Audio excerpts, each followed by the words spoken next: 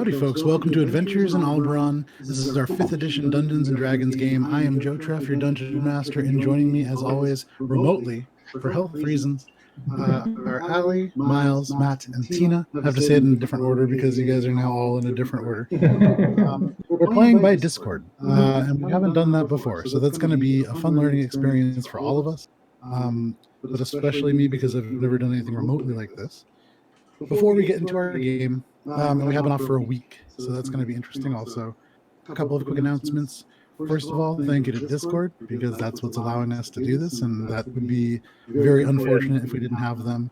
A big thank you to Drew at Dicey_Encounters, or Dicey Encounters, who's making us a new set of dice for all of our characters, which is great. To our campaign artist, Frederica Vilova, who has done all of our campaign art, the stuff that you saw at the beginning, the stuff that you'll see at the break, a lot of the art that you'll see on our Instagram and other things, which you could follow, which is at Alberon RPG across most of the social media web or array. Also, we have a store, and on that store you can buy a whole bunch of things, like Miles, who's currently wearing the limited edition Alberon RPG Artist Edition from Jesse. That is going to be, I think, April 16th is when that is out of the store. So check that out. And then this is the Finger Gang logo t-shirt. I'm a little short, so I can't really. But great shirt, also designed by our artist. Definitely check that out. Super cool. And actually designed by Miles and then kind of cleaned up by our artist. But super cool, so definitely check that out. And then if you have any questions or comments for any of us, you can email us at cast@alberonrpg.com. Still a great way to ask about sort of what we're doing. This is something that is a live D&D campaign, so it's not planned out so much. I mean, it's very thoroughly planned out, but it never goes that way. So, there are often questions about why. It's just different. Hi, Talon. Hi, Doss. Welcome back. Glad to see you guys. Now we're like everyone on the internet. Now we're like everybody, except you guys are still in the place that we normally play. That's true. Well, I mean, as the host. I mean, yeah, we're home. So, we can get into our recap. It's weird because I don't have the music to like move around or manipulate. All right.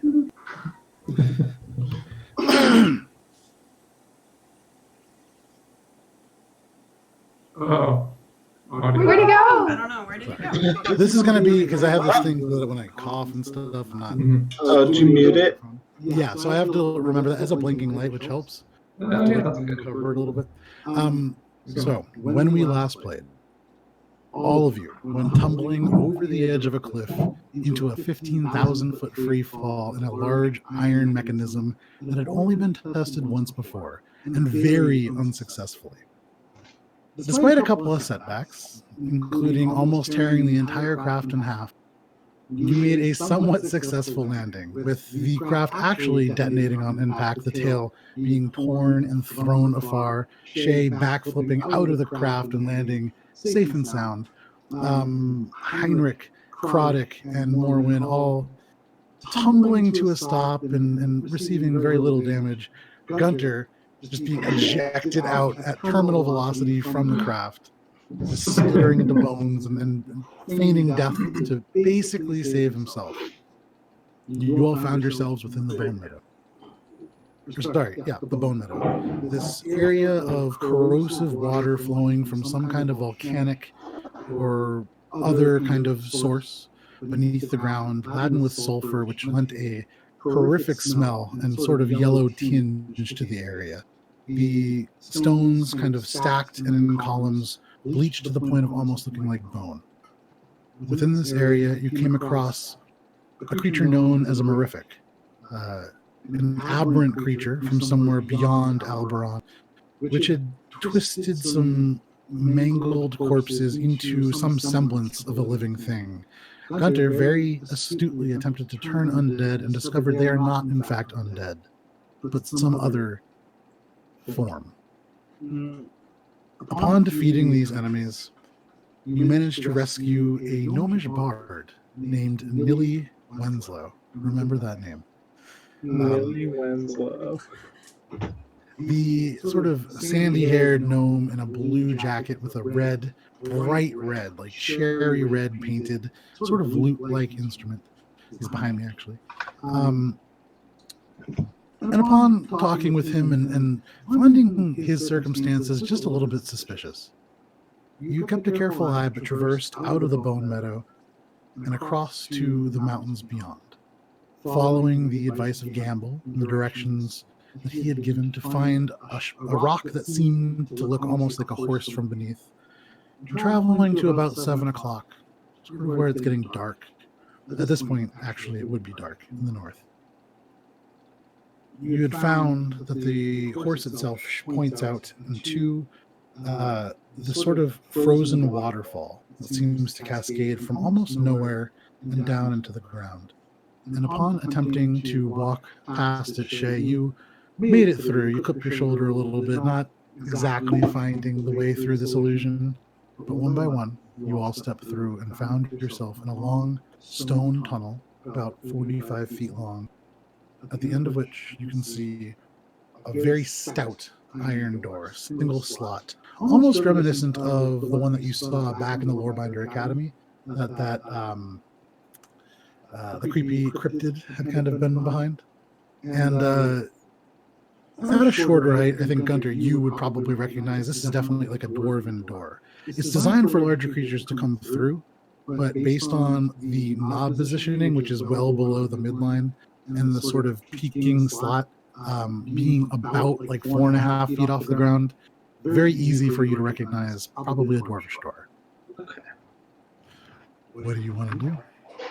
Does it have, does it have any inscriptions or anything? I want to see if there's anything that I would know about this door, given... Yeah, make an investigation check. Alright.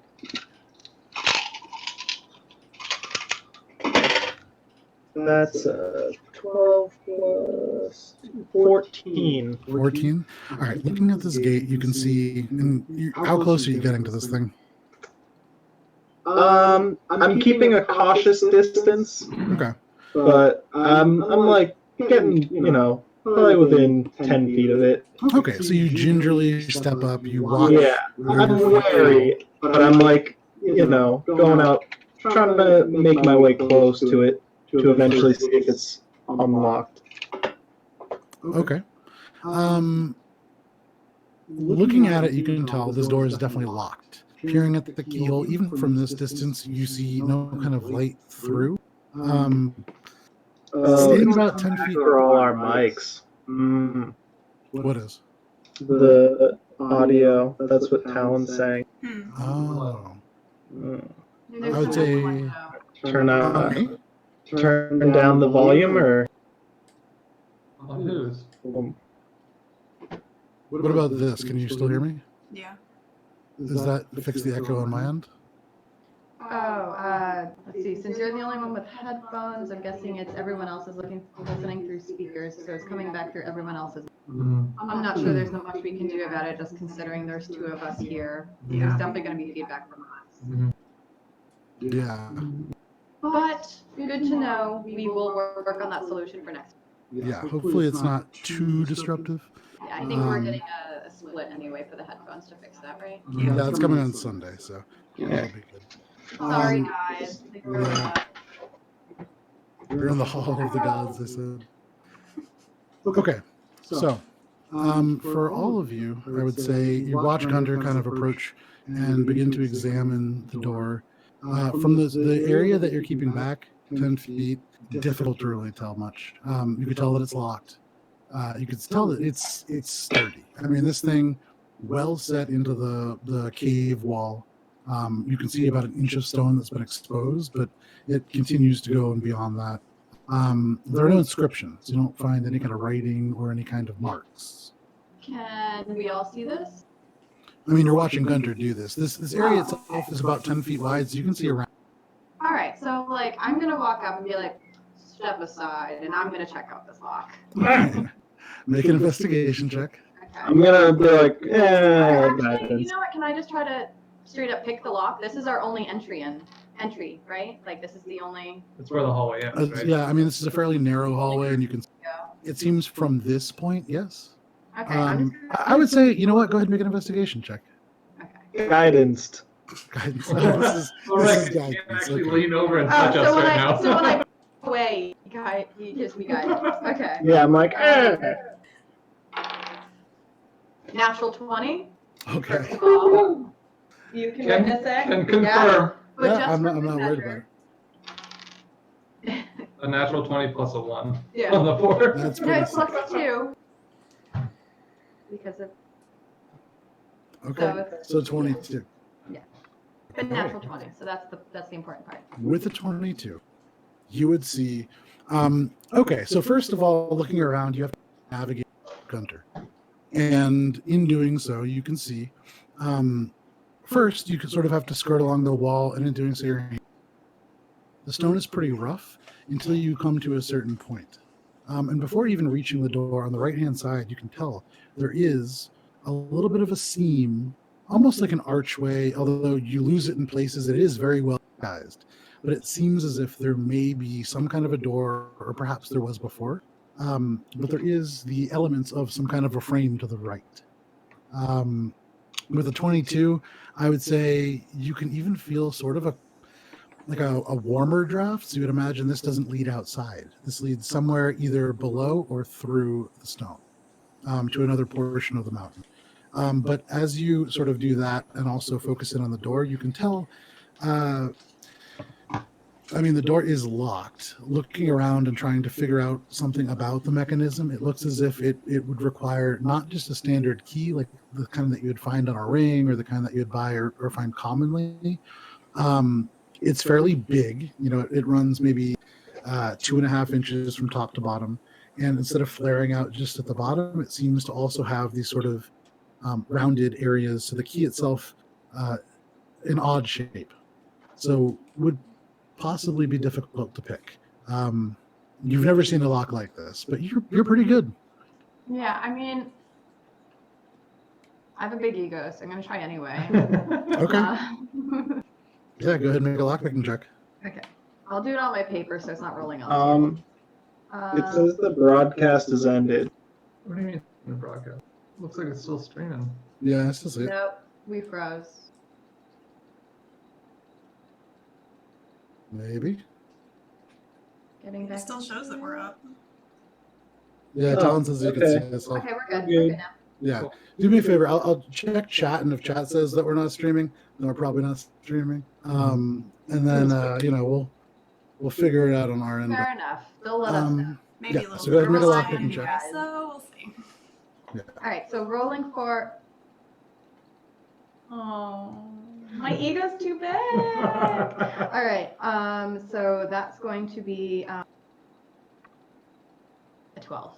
A 12. Okay. So No, you take wait, out no. Sorry, that's a 12. Yeah, okay. sorry. Even with reliable talent? I only rolled a 4, and since I'm an expert in it, so that's +8. Did you get the guidance? Oh, you used it already.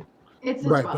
but so correct me if I'm wrong. With reliable talent, the lowest you can roll is a That's 10. at 11. I'm at 10. Oh, okay. I thought that was at level 10.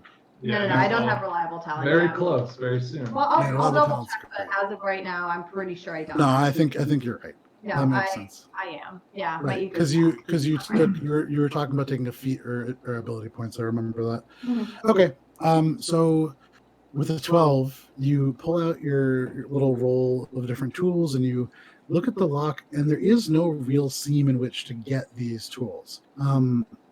You sort of take a little hooked bit and you move around, and for the rest of you hear the sound of kind of peeling metal, the single hook dragging across the elements of the lock itself, but you don't really you don't make any progress on the lock. It's tough. This thing has been purposefully designed not to be picked, Is as there most any locks probably are, but arcane nature to this thing too, or make does it seem... an arcana check. I also am going to explain the shape of what key would fit into this lock. To see Okay, if so you anyone relay has- that information. Yeah. Okay. It was just an 8 for Arcana. Sure. Yeah, seems pretty mundane. Yeah. Okay. So you described the shape of the lock. And I don't know, do you guys have anything that might fit this description? I have too much shit, and going through all of it to find a key that we picked up anywhere but here seems kind of unlikely. That's the problem with magical bags. Yeah. I really got to figure out like an auto function on it. Oh. Oh. Did we remember if he ever said oh my god. What was the gnome's name? Willie. No, not the one who Millie traveled. Wilson. Millie Winslow. Millie Winslow. Real close. Yeah, no. Nellie Winslow. Millie Winslow. Were we Really given sad. basically? Were we given any information about like? Oh, you know what? Wasn't it? Okay. Shay, I turned to Shay. Shay, didn't he say to knock like 3 times and say we're friends or something? Doss, you're killing me with the snowballs. Yeah. Well, do the honors since you were actually friends, or maybe Gunter since he's actually friends. What about Morwen? Morwen too, I suppose. Thank you. I feel like I spent the least amount of time with him. With who? You're talking about with Willie? No, Wait, who did you say? no. Why don't no, you knock on the door, Gunter? It's 3 times and then say we're friends of, oh my god, what's his name back in Wall's End. Okay, so you hear as you're trying to go through and figure out who the person's name is, you hear all of a sudden Gunter reach out with a shriveled little hand and just knock on the door 3 times. And in this very narrow, stone chamber, it does echo out and it is quite loud. But you hear actually Gunter as you do that, and you hear Gunter or Heinrich whisper behind you and tell you again. So it's the Oh, you're message. doing mine. Okay, cool. Yeah. When I do like this message thing, it's yeah. Okay, this is the way that you do it. Okay. This is Is what this I'm messaging. is this a cinematic component to it? Yeah, this is how it Cast works. it, you're just- Yeah, you're just Okay. like, hey, Nice. no. So Make it really you hear interesting. in your mind this sound, Heinrich sort of speaking inside the back of your head. And as you do, you hear something else come from in front of you. It sounds almost as if there is this kind of scrape of wood against stone. And suddenly you hear, just within the last couple feet of the door, this sound of fairly heavy footsteps, although close together. And there is this kind of, and the little slot opens up. And through it, you can see 2 very large, obviously dwarven to you, brown eyes. You can see beginnings of sort of like a bushy black mustache. And you can see going down just a little bit below the brow, he is wearing some kind of a helmet, although it's lost in the window. You can't really make out too many details. One thing that you can see as he first looks at you and seeing that you're a dwarf, kind of backs up a little bit. He has no real neck. This dwarf, very well built. He's wearing metal armor, but you could see just like wedged into, he's completely neckless. His arms seem to just Like this. meld into his head. Yeah, you can see this plate mail or half plate, kind of difficult to tell, is sort of like layered up to the point, and he has these sort of chafing marks where it seems to always rub up against this thing. There's just no neck here. And as you see, Horrible. as you see him, and he has little bits of like coal powder on. It's not a great looking dwarf. Large sort of bulbous nose, and he looks at you, Gunter, through the slot. Yeah, what do you want? I'm gonna use command and say, open! We're what random. is- Oh, I don't What's the know. DC on that save? It's Gunter would destroy the microphone. Yeah. We'll work on that next time, everyone. Sorry. on my left. Tough. I can't ride the fade. Or What is it? 8 plus proficiency plus. Plus your Wisdom? modifier, whatever it is. Yeah, it's modifier. so that's math. 17. That makes sense. Yeah, I have it down to 17. All Yeah. right. You have it down. It's a natural 1. So as you look through and you say open, his eyes, you can see these big brown eyes, almost in a Gunter-like fashion. One sort of drifts out for a moment, and you just hear, Yeah, okay. And suddenly it shuts, and you hear the sound. It's a very elaborate sound. So first you hear the sound of a key turn, but then there is at the top almost this like sound of metal against metal that seems to travel across and around the seam of the door, down the bottom, and as it seems to connect, there is this, and the door swings open, and behind it you can see this stout Taram dwarf, black cascading beard that goes down below his belly, and you can see he is wearing the silvery plate mail armor and a helm that has a bronze, almost looks to be like a bat, bat wings kind of coming out and across and up. And you can see he does have this sort of just dirty look about him. Beyond just the marks that are coming from his armor, you can see his hands are dirty. The little bit of a tunic that is like tatters, but over, looks as if it's seen both food and other kind of natural debris across it, and probably hasn't been washed in some time.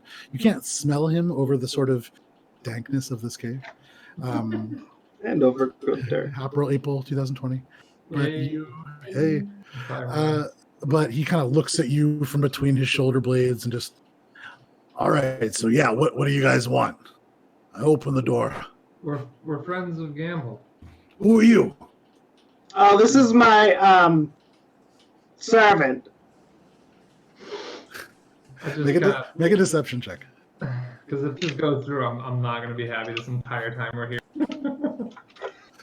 Oh my god, you're back to Peekaboo. Whatever. Yeah, you Oh, get peekaboo geez. every single. I wore Well- leather, so like I'm fine. That's 15. And you know what? He is charmed at the moment. So go ahead and roll an advantage, actually, because he is charmed. Well, that's still a 15. Fair enough. Okay, yeah, if you say so. And what about the They're tabaxi? all of them. They're all with me.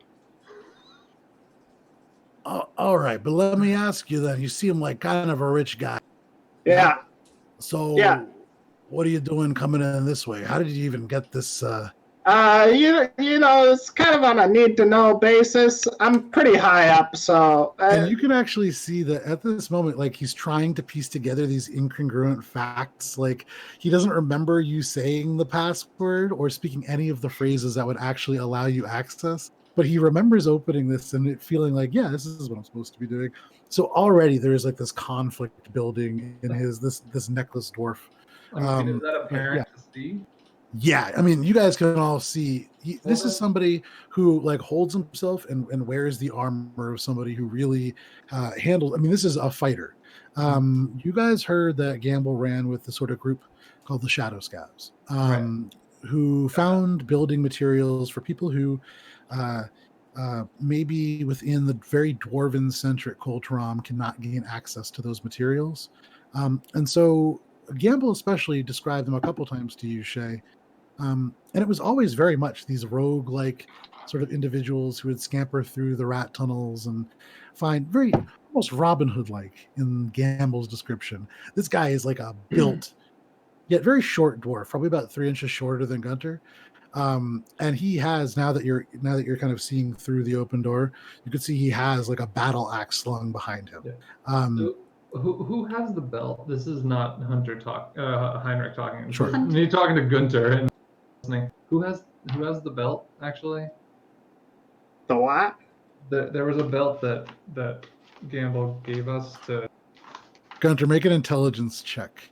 If you have it and you forgot that you have it, 'cause this is the way in. This is like our whole plan. Sure that he has it and has forgotten. Intelligence, Fucking hell. that's a 17. 17. Gunter, as soon as Heinrich says the belt, suddenly, like, you know, it's this moment where your eyes get really big and you zoom They back. And all center of a to a sudden, 20-degree angle. yeah, they almost get to the point where they're looking at the same thing.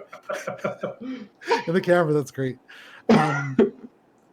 And then there is this moment where you back to Gamble's workshop, the smoke and the smell of technology and of a forge and of like the sweet almost smell of leather and oil and the fragrance of the pipe tobacco that Gamble has always smoked. Oh, that was good stuff. you remember him handing you this belt that had this symbol, like a big belt buckle of 2 upside down pickaxes that were across the actual tower of Taram. Although the pickaxes are inverted, they're down. And this belt was something that Master Gamble had given you and said, I'll say this now because Knock you're 3 getting times, this interest. say hello from Gamble, and give him the belt. Yeah, knock 3 times, say hello from Gamble, and Ah, then show the belt.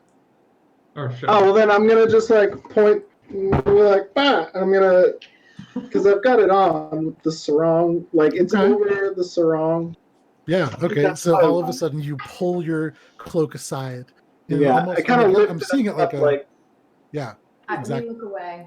Yeah, Yeah, everybody's suddenly, I'm not sure what's happening. I look away. No. you hear Nilly Wenslow, the little gnomish behind you, just go, oh dear. I'm just gonna run away from him.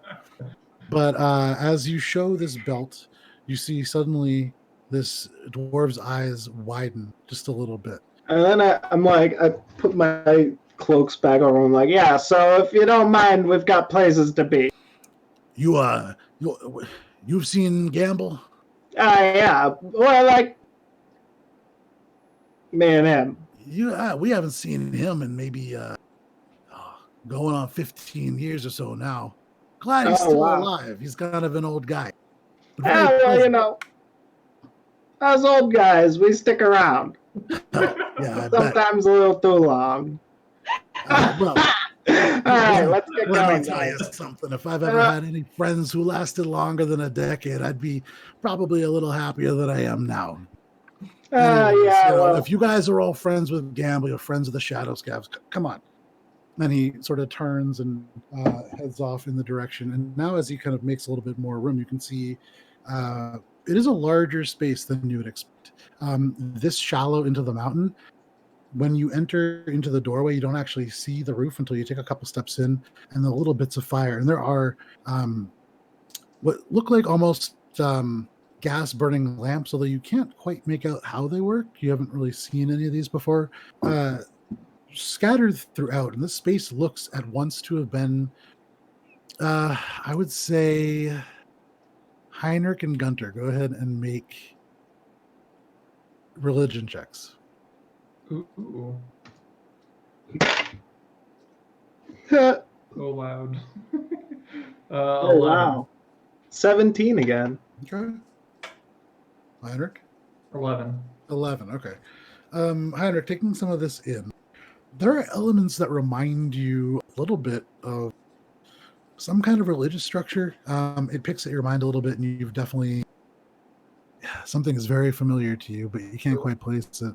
Does it not remind me of the Sunrest Isles?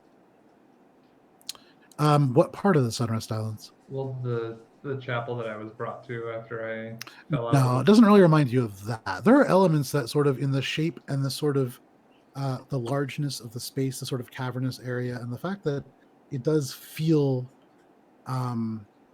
purposeful. It feels somber and sort of, I'm not thinking of the word right now, but it has this gravity to it that is similar to a church. But you don't see symbology or anything like that. Okay. Gunter, with a 17, you start to look around, and in the one or two of these lights, you begin to make out little symbols. Maybe not quite glyphs and not quite runes. It's hard from this distance to make out because many of them are up near the top. There is sort of this. You're seeing almost a runner of these blue, very faded blue symbols. There are parts of it that remind you a little bit of the Pillar of Scales. And as you walked through, seeing some of the writing in that area, it's not celestial, but there was a room in particular, although with the 17 kind of evades your memory, but there was a room in particular it reminds you. Gunter, what is it? You're muted, Matt. You're muted. You muted yourself. Looks familiar. That's it. Okay. You see Gunter kind of just start mouthing words silently for a moment Talking before. to himself. This is a new trait of yours. You're getting really old. Is it really new though? But he talks to himself out loud. Well, my words, they take a bit to catch up from the mouth. Of course, yeah. He's not known to be quiet, that's for sure. Fair enough. So he walks and kind of, do you guys follow? Yeah. Okay. So walking into the space, you can see, and as you get a little bit further into it, this room almost spans about 100 feet and then seems to take a right turn, almost like an L. And in between what would be sort of a wall, it isn't so much a wall. And Shay, now that you're in the space, there are elements that seem a little bit newer and actually remind you a little bit of Gamble's workshop.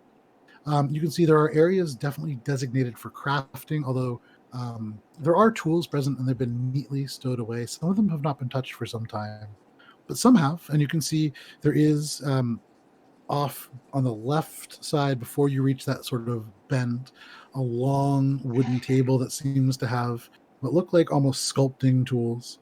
And you can see that there is like the beginnings of maybe some kind of a clay. It's either a statue or a log. Maybe it's like a canine of some kind. It looks significantly worse than anything you'd find at Plaster Fun Time. This is like kind of, just suggestions of a shape. There is, I'm sure, an art critic somewhere that would call it art. None of you see it, but it seems very, very, very simple. And you can see. Go ahead and make a perception check, Shay. 26. 26. So looking around the space and kind of watching Gunter a little bit, because I feel like Shay is always watching Gunter. Absolutely.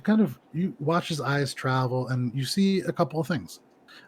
Beyond just these little bits, you can see there are areas where there is probably a forge at one point, although it seems to have been moved. You can see elements of the stone a little bit lighter in a very not familiar, a shape that you could kind of, and seeing like the blackness around on the stone, the sort of charred nature of areas, if not a forge, then some kind of a smelting device. You can see that before this machinery was put in, it's been placed and seems to get higher and higher, and it's because it's almost tiered steps. And as you look at it, you can see it does seem to kind of snake around, and if you were to follow this area, and follow that kind of right-hand turn, you imagine you could make almost a complete path, and that this seems to be almost like a raised platform, or was at one point. And you follow Gunter's eyes, and you begin to see writing, and instantly, it would remind you of within the Pillar of Scales, you had come across a room, one in which Thistle had badly burned his hand. Mm-hmm. But it was the very primitive, the very, very old temple to Aurelian. And you're beginning to see similarities in some of those markings and actually in some of the architecture. And while you see none of those blue crystalline features that seem present within most of Aurelian's things, Mm-hmm. there are similarities. Interesting. So yeah, anyways, this is a shop that we put up over the last couple of years. Gamble, I'm sure if you guys know him, you said, Dwarf, you were kind of tight with him, right? We go way back. Let me tell you something about Gamble. He's very crafty. I know. A little bit pun intended, it's Yeah, I know. Yeah. So you're tight with him. He's a funny guy. Yeah. But he helped us set this whole thing up. It used to be a church, I think. Oh. Do you know Church to what? who to? I don't know. This predates Cold Taram. It predates the Undercity, too, I think. What's it doing underground here? I don't know. It predates the city. I'm not that old. I mean, ask him. He probably knows better than I do. That's Hey, a good respect your elders. I mean no disrespect, but Yeah, you better you're not. older than me. point. Well, Anyways, what are you all doing here? Did Gamble send you? Does he need anything? Is he sending anything? Kind of looks back and forth. I look over to Gunter, being like, "Yes, I mean, He sent us. That's the long and short of it, I guess. Okay, so he sent you and your servants, and what are you guys doing for? We're gonna save the city and stuff, Kind of looks over at this guy and his assembled slaves. Oh, okay. But I mean, really, like that's funny. But what are you here for? You I am doing a job for 'em? 100% serious, and if you don't respect your elders, then I'm gonna have to have words with Gamble about you. What's your name? Oh, I mean, my name's Virgil, but again, we haven't seen Gamble. Virgil. I'm gonna pull out my notebook and just scribble in it and stare at him. Hey, you can write. I can do whatever I want. I mean, Well, if you would show us where we're supposed to go. Supposed to go. well, I mean, you just told me that Gamble sent you to save the city of Taram, which I find really hard to believe. But Well, I don't he know. did it, so So you're looking to go to Taram. yeah. Again, kind of, and his whole, every time he looks around, his whole form has to kind of shift. But I'm he waiting from turns. behind Hunter. Yeah. Yeah. So wait, you're gonna bring a human through the under? Yeah, well, you know, we got a lot to do, so that's yeah. Oh, okay. I mean, that seems like a really bad idea. You can do whatever you want to do. Well, Okay, what would you suggest then, Virgil? If you want some, you know, good reviews. Oh, you're gonna write more stuff. Again, I can't really write, so I don't know how it works. Oh, well, I could show you eventually, but you know, we have to go. So if you could help me get this human through. Is she important? I look back at Shay. Pretty You see important. Gunter turn around, then you see Virgil's form, just the entire thing just shift behind him like that. I I'm whip gonna- up Frank the Skull to meet eyes with Virgil. I'm gonna. Yes! Frank the Skull. All right, you kind of have all of a sudden your tail dips in and pops up, and Frank appears in the tip, and you can see the face that was kind of looking at you. I'm just gonna come back over to you, Gunter. I lean in, and I'm like, if I'm being honest with you, Virgil, you better watch out for all of us, because we could fuck you up. Oh my god. Make an intimidation check. Oh, Jesus. Why is this the route we're going? These were supposed to be the friends and connections that we had in the city, and we're already fucking ruining it. Yeah, it's like That was like a doing. persuasion to be like, oh, you know. How in what world I mean, is that We're persuasion gonna over? fuck you up as a persuasion. Is You know what? call I was it? actually going to ask my boss for a raise, so maybe you I'll were be like, hey, I'll fuck you up. excuse Give me me, the money. sir. I was thinking that because I provide value to the company, you could give me a raise also. Just, I'll you know, fuck you up. something to keep in mind. It was I'm going to fuck you up if you say no. intimidating with a 12, so we'll see how that goes. Okay. You see, he sort of leans back away from you. Ugh. I mean, I really don't understand why you're being such a dick about this. Like, I'm trying to help you out. You could just say, where would you go? Or, hey, Virgil. Oh, that's what I said, but then you were like, oh, well, you don't feel like you'd be able to say that. We're pretty tough, you know? You're switching subjects a lot. I thought we were talking about your human slave. What? So, What human slave? Again, this form think shifts over and kind of Meanwhile, looks at meets eye contact. Me, Gunter. Oh, Shay? She's not my slave. What? Didn't you just Oh, say? yeah, no, she's my slave. Yeah. Okay, well, Well, I mean- he's my servant, and she's. Well, I guess she's my slave too, because she's his servant. Actually. You will. My master Silence! is old and he whoa, doesn't whoa, whoa, see whoa, as whoa! well. I'm pretty sure he just told you silent, and I'm not. I don't really understand the whole slave thing. that's but true. That's true. Hold on a moment. And I like go He's and lay old like and my frail, hand and he gently employs me on- to help him see and get through places. So, it's Oh, it's a service slave. Okay, Right, okay. and okay. I You like might lay my actually hand- be I able to like my get. hand on- Seeing eye Hold human. on. I'm gonna Gunter's shoulder, like with message from my brain to his, be like, dude, fucking chill it, but like out loud, say like, sir, that's right, you forget she is in your employ, so that you might see better when your eyes are failing you. Remember, it's quite odd that she's in the back too. That's kind of strange. I suppose maybe she should come up and help you out a little. Yeah, bring Shay up front. Let's go. He's old and forgets at times. Just gonna put a Yeah. hand on his shoulder. Oh yeah, I just sometimes when you get to be 287 years old, sometimes things slip. All right, get over here. You look rough for your age.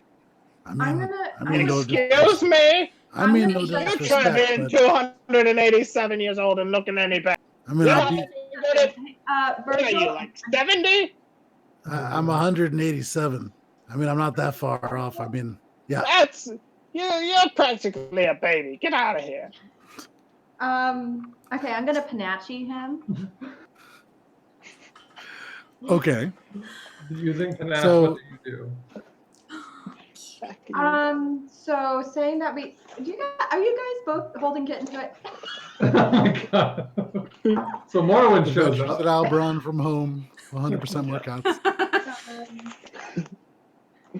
Yeah, I'm here for cats. It's good. So, Virgil, if you're saying that we're gonna have trouble bringing our seeing eye human through, do you have any suggestions on how Yeah, to? I mean, we could maybe put something over the human part and maybe do. Oh, I see. I take my cloak and just like drape it over Shay. Oh god, that must smell horrible. Wait, Oh, but how is she gonna help you see if she I can't? forgot this. I Oh, like I take it get a back claw off. out and I poke through 2 eye holes, so it's like a ghost sheet. All right, and at this point, I'm like, all right, if this is the route we're going, and guys kitten try to make some sort of like, not like leper costume per se, but some sort of like disguise that looks like she normally dresses this way, kind of thing. Like tighten it up in certain areas and like, you get what I'm going Why for? don't Yeah, Some of sort of course. like she's a mystic. She's like Go ahead and for me make a performance check. Please. Okay.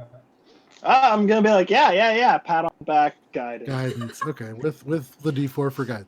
Okay, well, let me add that. So that's 18 plus Out of 4. your encounters. So that would be 22. Okay. With the 22, you actually, so beyond just kind of tucking things in and making sure things are secure, you start to think about like elements of what you know about this place. It's an underground place. It's a place, from what you've heard about it, not very populated by humans. Mhm. From the kind of creatures that you've heard about, goblins and bugbear and all creatures that probably have dark vision. Mhm. And you start to kind of think maybe vision isn't that important. And so that pings in your mind, first of all, given your current plan. Mhm. But beyond that, you sort of take elements of pigment and darken the cloth to kind of allow it to blend in just a little bit more. And instead of having it be eye holes, you kind of open it up around parts of the face so that it's not a ghost costume. Right. And you add And I some feel elements in. Maybe like smear a little black just like here too, so it kind of like disguises the shape of the face if anyone were to be like keen on what humans look like too. Sure. So And, it's like, and with a just 22, I'll say you even really begin to think about other things that she might be able to resemble a little bit more. Mhm. And your mind, as you have. I'm gonna pluck out 2 of my whiskers No. and I'm gonna put There's some no on her tail. cheek. There's no tail. I take them off. I throw them away. I'm like, Put them back more, on. I take them off. I throw them away. I'm like, more. Okay. Mending. Inorganic. I organic take for I take one of them back out and I make a little mustache. And it just It's bounces. very down. little. It's like a John Waters. It's like, yeah, exactly. It's like this, and I'm just kind of like doing this. I don't even notice it's there. Sure. Okay.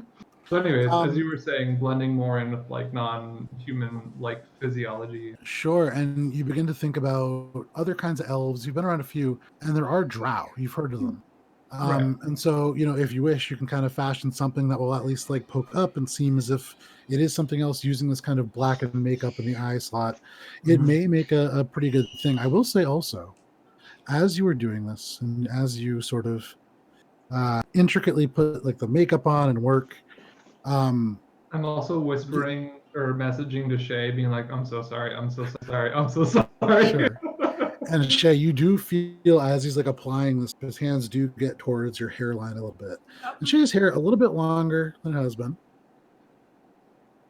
And as you kind of move your hands through, there are just areas where you just barely feel things that are just a little bit thicker than hair, almost wood-like, or not quite wood. It is hollow, and at that point, you just kind of are moving your hands and completing Right. things. But I feel like that most of it's does, just like over the cloth too, and I'm just like, what the? Now's not the time. And I kind of message back again, being like, I message, Sure.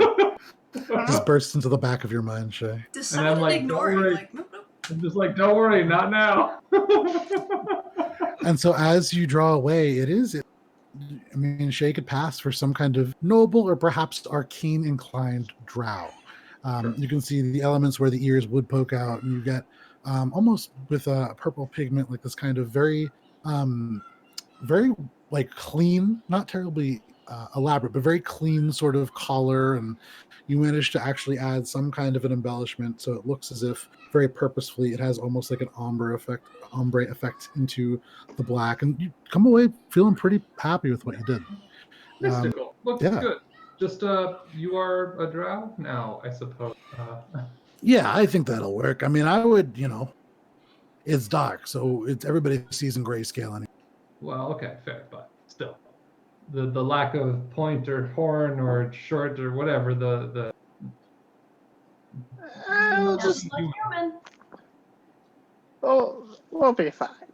Yeah, no, I'm sure. You guys seem you seem like, he has a smile on his face, and you're not really sure if he's being 100% forthright with you. But yeah, I'm sure you guys will be. Anyways, if you want to go to the Undercity, what you're gonna want to do, and he kind of turns and gestures around the yellow bend, you're gonna want to go around that way, and you'll find this kind of stone corridor. It looks like it's about to fall down, and it might, but it hasn't so far. And if you follow that, and you want to always kind of go straight, you don't want to veer off that path. If you do, this connects to the Underdock in like 15 places. You don't want to be there. All right, let me tell you something about the Underdock. There's all kinds of things down there that you don't want to deal with. So you just stay straight, and eventually you're going to emerge into the Undercity. It happens all at once. It's a little jarring. I'm sorry. But if you take the right path, you will end up by the Pillar of the People.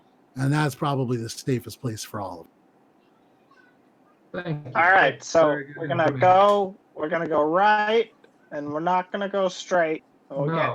No, sir. Excuse me. No. It's So straight. I'm trying to you, remind you, it's straight and then straight. And I then look over. yeah, it's really not complicated. It's always straight. Okay, yeah. That wasn't for you. That was. Kind of I look leans over. over to the now disguised Shay. I think your owner has something in his eyes. I don't know if that's your thing or how service people Probably work. my But stick. Yeah, No, it's a condition. There's nothing you can do about it. It's just that's why I'm here. okay, well, I guess he's lucky to have you. Sorry about the slavery thing. I don't really get it. I don't support it. It's not my thing. But I just kind of work here. Yeah, I don't really support it either, but it's where we're at. Yeah, that's a good one. If we're done with all the pleasantries, we should probably be going. Okay, well, it was great seeing somebody sent by Gamble. I've been here for like 3 days by myself, so actually it's great seeing pretty much anybody. Oh, Is there a message you would like to pass back to him should we return? The Gamble? Sure. I met him my first year with the Shadow Scabs. I don't think he's even got a... But he's one of yeah, the he original... probably doesn't know who you are. Oh, don't listen Right. to him. No, he's quite a nice gentleman. I'm sure he would be happy to hear of anyone who would pass along a hello or anything like that. Well, you're from where? You're from somewhere in the kingdom, right? I mean, it's kind of like, I hear that your king, before he ran away, was a pretty good guy. And, he wouldn't know you. And no offense, you seem fine. Is But it's Gamble just, your it's a king? matter of... Are you No, implying but Gamble's he's one of the founders of the Shadow Scabs. I mean, he's pretty important. There's only one person left aside from him. There's only one person. Oh, you mean one founder left? Yeah. Well, Where might they be located? They might have a little bit more. Soon. Where's that bugbear? I mean, there's a lot of bugbears in the Undercity, like No, but thousands what probably. did you say their name was? I'm sorry. Soon. Soon? Yeah, it's one of her, and he gestures towards Moron. Soon, like SOON. No, again, I can't really write, so I don't really know the spelling thing. I'll write it phonetically. Don't worry. One of me? Yeah. Yeah, Tabaxi. Where would they be located? That might be a good place for us to at least sort of establish our. Well, let me tell you something about Soon. Soon finds you. You don't find Soon. Well, then you pass along if there's like a through message system or anything that you guys use. Maybe mention that that friends of Gamble are here and looking for assistance. Yeah, I mean, if I see him, I'll do that. I don't think I'm gonna. Last that I heard, he was abroad. I don't even think he's in right.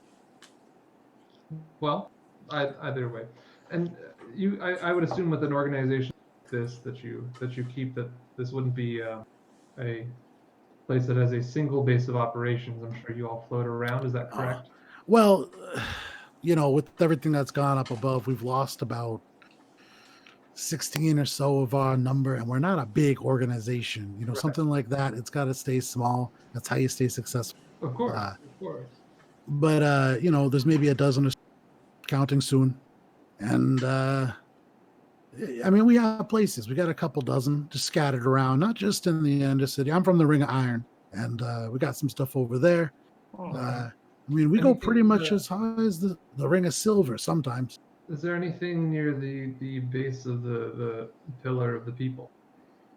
I mean, there's a lot of stuff. It's a city. Well, not just stuff, but something along the Shadow Scabs. Anything close by? Any sort of pointer you could give us, like a direction to lead? Oh, I understand that you're friends again, but only Soon can really give people other locations. That's okay. No, that's fair. I didn't mean to press. We're you understand. To help out as much as we can. I did have one more question before we are on our way, if you would indulge me. I'm sure tieflings make their home here, not in great numbers, but are there any more recent arrivals by chance? Yeah, actually, funny you should ask. About maybe a week ago, give or take, we had a group of tieflings, a big group, maybe like 2 dozen or so. They passed through, went through. They came in through one of the entrances over by the statuary. So dangerous. The way that they came is the other way that you could have gone. I know you didn't see it, but outside our door we have like a back entrance. If somebody shows up and they won't leave, we can kind of go, yeah, this is the way, go ahead. And then they go down. That goes to the Underdark, and it's not, I mean, you can get to the Undercity that way. I'm not telling a lie or anything, but like you'll die on the way there. Right. Do you know if they made it through? Oh, no idea. But they came through. Anyways, they came through from near the statuary. Okay. But from that point, I mean, I don't really know. They got through the Underdark, clearly. Okay. So they're in Taram, you say? I mean, they could be in the Undercity. I don't.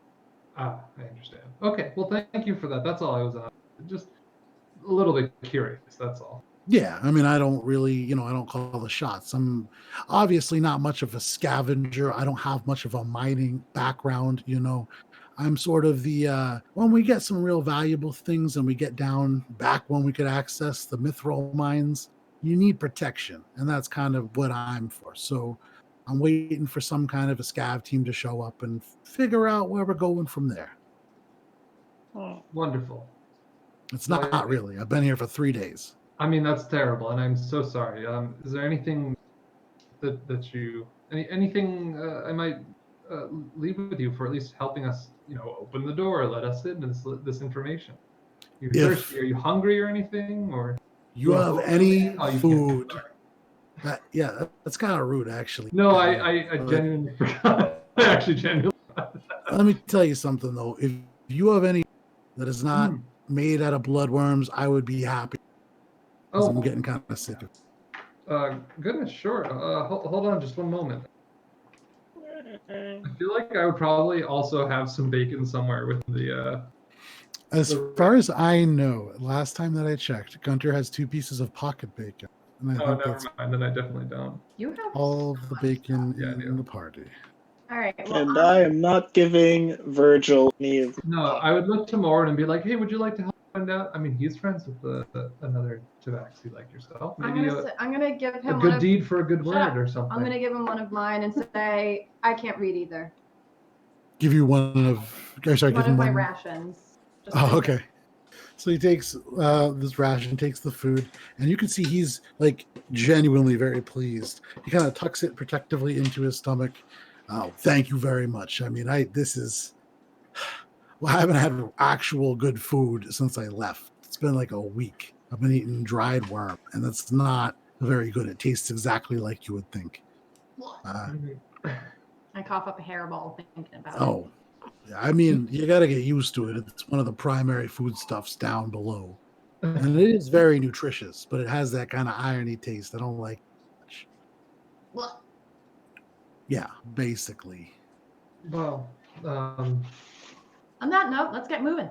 yes, Virgil, thank you for your time and your direction and the information that you passed on to us. Yeah, sure. And again, sorry for our master's behavior. I say it really quietly. Sorry for just so Gunter can't hear it. And he kind of leans in and just goes, "Yeah, I'm really sorry about the slavery thing. It's okay. You learn to love him, and Gunter doesn't hear that. That sounds really messed up. I think that sounds like some kind of syndrome. I don't know.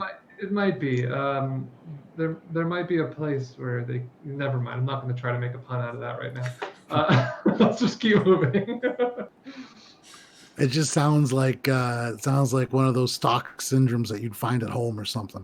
Right. Yes, that's I think close to where my mind had gone. I was trying to incorporate animals and pens and stock and beef and all that stuff. It didn't really work. Anyway. Sorry, I didn't mean to keep you. Don't want you to get in trouble with the big guy over there. So Sure, the big guys, little guy. I mean, he's tall for a dwarf. That's true. He is. We're all weird for what we are, as far as I can tell. I mean, he's a hilly. He's one of them. They don't really they grow taller because they're not underground. Like I see. So the less gravity above you, the taller you can grow. Is that kind of how it goes? man, I can't even read. I don't really. Okay, Let's never mind. It's a little beyond my area of expertise. I can make round things a lot flatter, and I can cut things open. I'm pretty good at those. Are I'm you a working on sculptor. lighting over there? Yeah, I think yeah. Gunter that's at this mine. point has walked however far away. Sure, Okay, yeah, I'm I gonna kind of stick assumed. around and just try to hammer home that we're good people to undo all of your fucking bad work there, Gunter. Hey, I unlocked the door. Gunter threatening him every single chance you get. Anyways.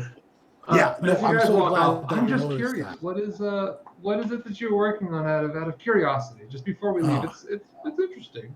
This right here is a sculpture of my beautiful dear mother. And let me tell you something about my mother.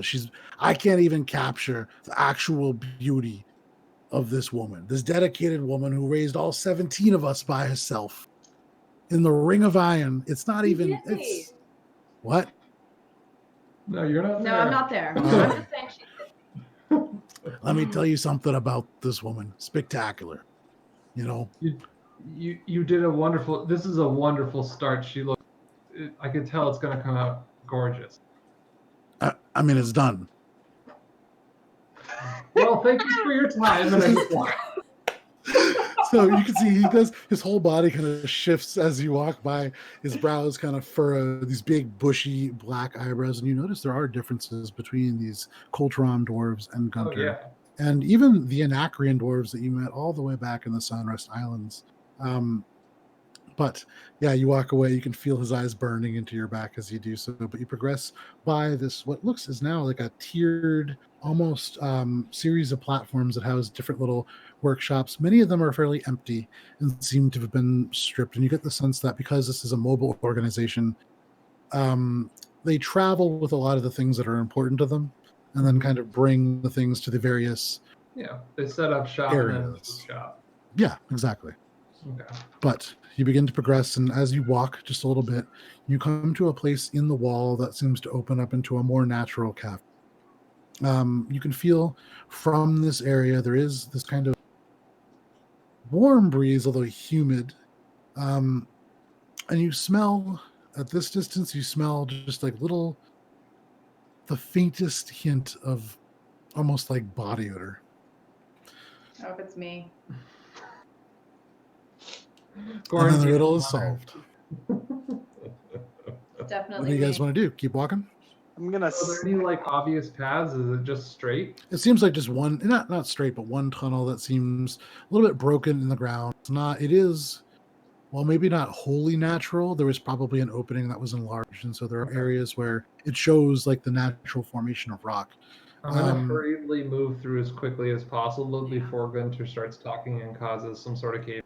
Yeah. Okay. I'm going straight through, cause straight, Okay. straight. So- Don't get lost. Heinrich goes through first, and this is not a terribly narrow, although very, very short. And so there are areas, especially for you. Actually, I would say only for you, Heinrich.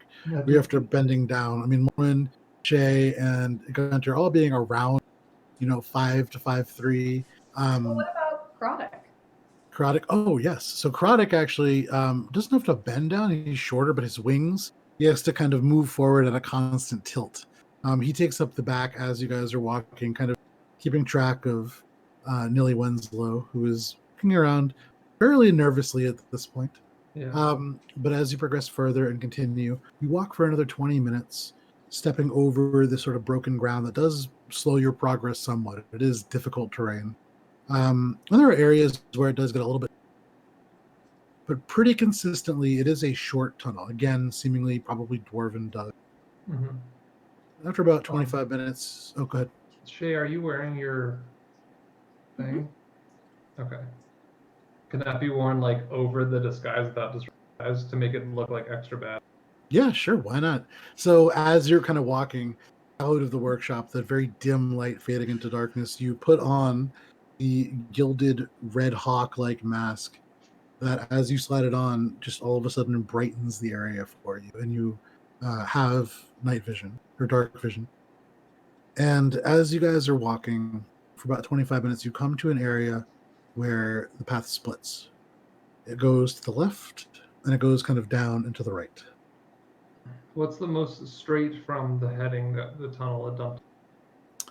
It's difficult to tell because they split a little bit in elevation. And so if you So one goes down. and one's make a perception level. check. Make a perception check. Okay, but does one go down and one go level as well? They neither stays level. They both seem to kind of shift in terms of how they elevate or de-elevate. Well, which one goes up? Because I rolled a fucking 6. A 6. On the right-hand path, there's like a slight elevation. It kind of hooks to the right. And on the left-hand path, it seems to kind of go down. Both of them are not like terribly deviant. You can still see like 40 feet down each of these tunnels before you lose sight. Mm-hmm. But they do seem to kind of drift off slightly. Okay, and then from the so with the tunnel, the way that it was heading, it was kind of like You cut out there at the end. the one that we were just coming out of curved in like one way or the other. Like it was curving. To the So right, looking back, you can see it's not a straight tunnel by any means. There is no Right. consistent curve to the one that you guys walked by. This was like it was straight in that like it wound but never deviated too far. Mhm. These seem to both go around and maybe from your perspective at some point they might come back together.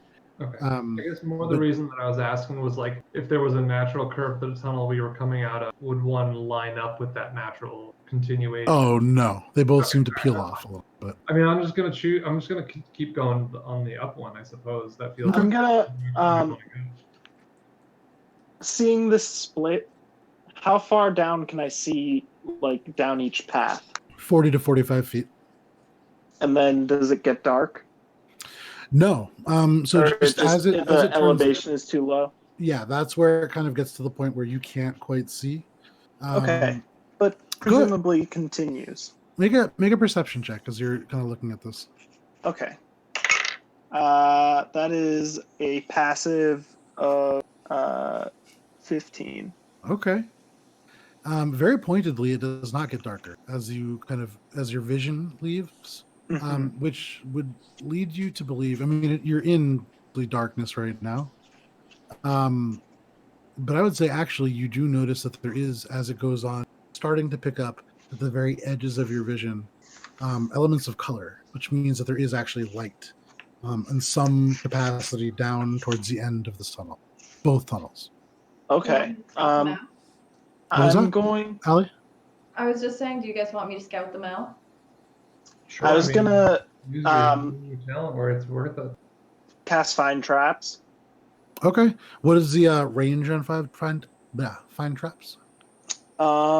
It is 120 feet. Okay. As you cast find traps, what does that look like from Gunter? I'm just like, oh. Okay. And as your hand goes from like pulling on your beard to up to your head, there's this Yeah, wave trying of to like arcane light. It seems like there might be some traps. Okay. And as you kind of are going in the third time that you like run through your bald, like the edges of the patch of your hair. Well, that I goes into have the like bald my spot. little tuft here, so I'm kind of like scratching, like And the third time that you scratching at do the it, tuft. there is this like wave of arcane energy that goes out. And as it does, you can see probably about 50 feet up and then going up until the edge, which is maybe, like another 100, like 80 feet away. There are these kind of poof, poof, poof, little blue glows. In total, you can see maybe 8 of them.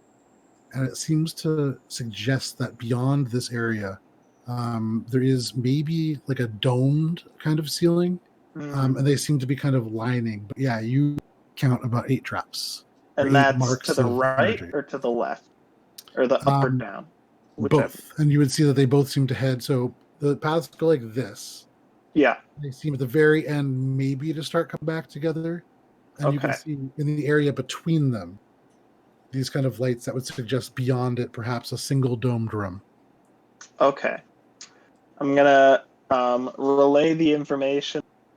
Like, seems like either way, we're gonna end up in a big room with traps. So.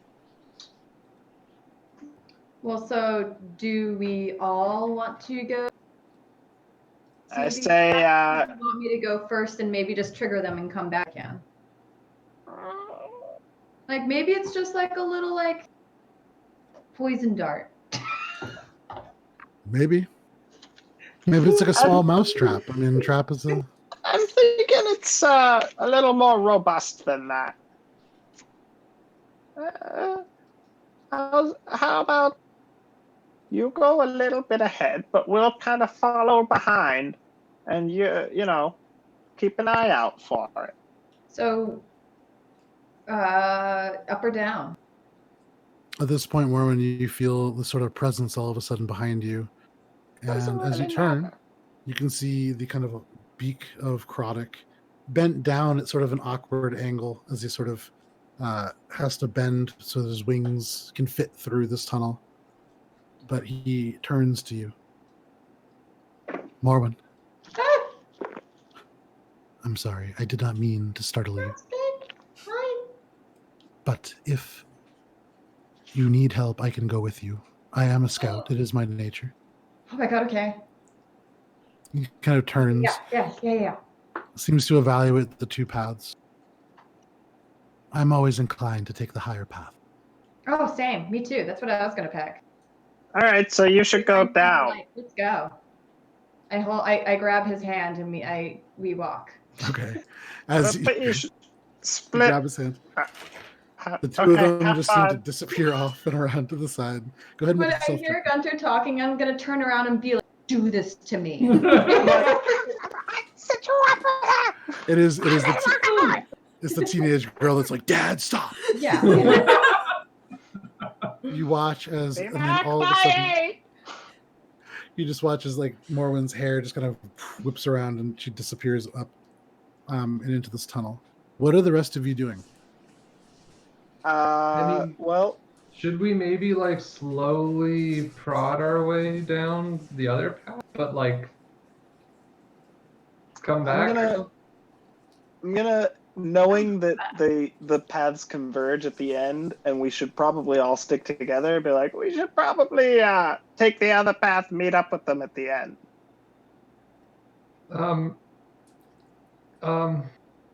It's gonna they're gonna meet up.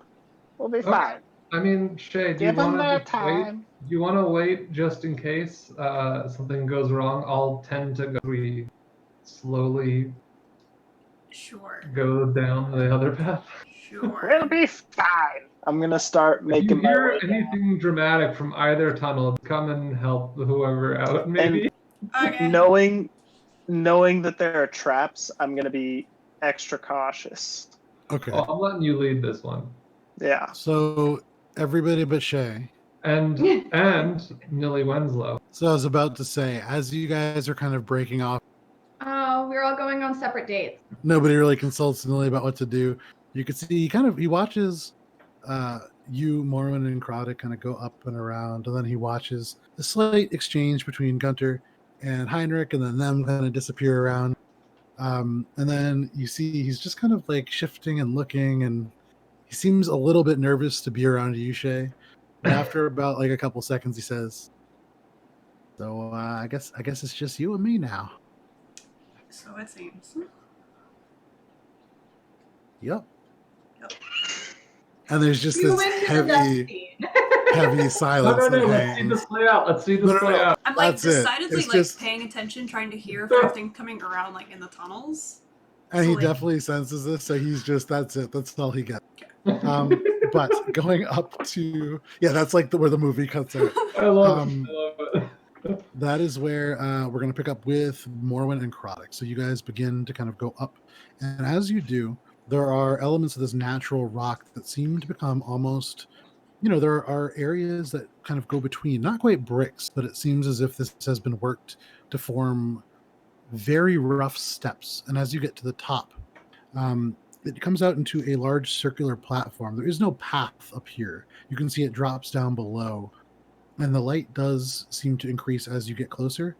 And looking over the edge, you can see there are almost a grid in arches that then radiate out along the floor in very thin lines. And the light is stemming from these lines. And looking very closely, you can see there's actually molten rock between these. And they're thin, maybe this wide across. But the whole floor seems to be gridded.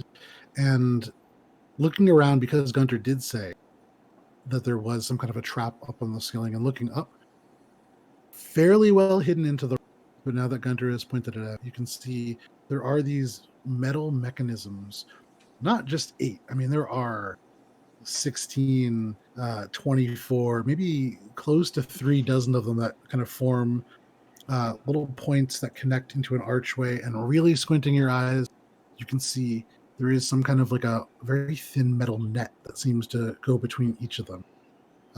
And as you guys are noticing this, and Heinrich, you and Gunter sort of travel around the lower path, you come to an area that is lit from beneath, and you can see lava, and actually hear every now and then the faint kind of, it's like a little bubble pops somewhere. But it is this gridded floor. It's uneven, it's worn, it's been walked upon for probably many years.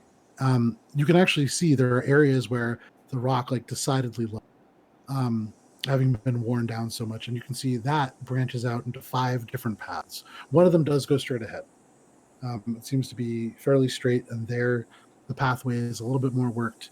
The ones that radiate out to the sides are much more natural, and they flow almost like tentacles from a squid, and very, very asymmetrical. Some go down, some go up.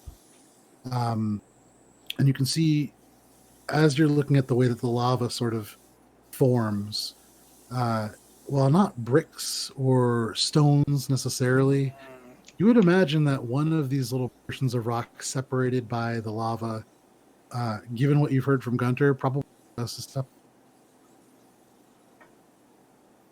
Well, pointing at Gunter. Huh? Which one's the trigger? The what? What would cause the trap to happen if there was one here, like you said? Oh. Well, Didn't Virgil say straight ahead? Well, sure, yes, but if we need to get across, then wouldn't you like to avoid triggering something as we cross this? How long does Find Traps last for? It's instantaneous. Is it 10 And minutes? yeah, it's just instantaneous. Okay, fair enough. I mean, fine. I will try to investigate the situation and see if there are any ones that look less warm, and any ones that look more scalded, and anything along the lines of somehow, the more treaded path that Sure. people. I'm Looking for gonna- marks of a would know how trap to- triggered.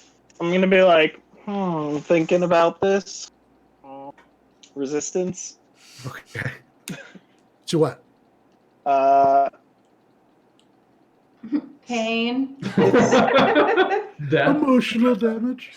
Yeah. Oh, I can choose when I need to make the saving throw. Okay, fair enough. Great. Yeah. So you kind of caress yourself, and as per usual, there's this poof of energy that at some point radiates from your hands, transferring the capability of resistance to you.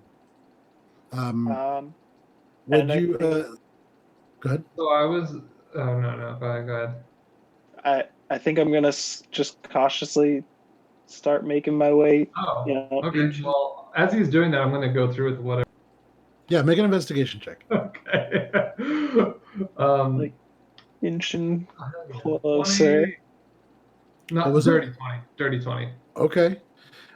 With a dirty 20, looking through, you don't see burn marks. Or But like what you do notice is you can see a few things. First of all, you can see there are two paths. That's a good roll. There are two paths that are definitely worn. The one that is the most worn goes straight ahead. And Sure. looking very closely, you can see elements of the rock bear not just like natural erosion or the marks of a well-traveled path, but actually like there are clipped parts of the rock that very clearly defined and would sort of suggest that people or creatures wearing boots and actual like clothing traveled that path.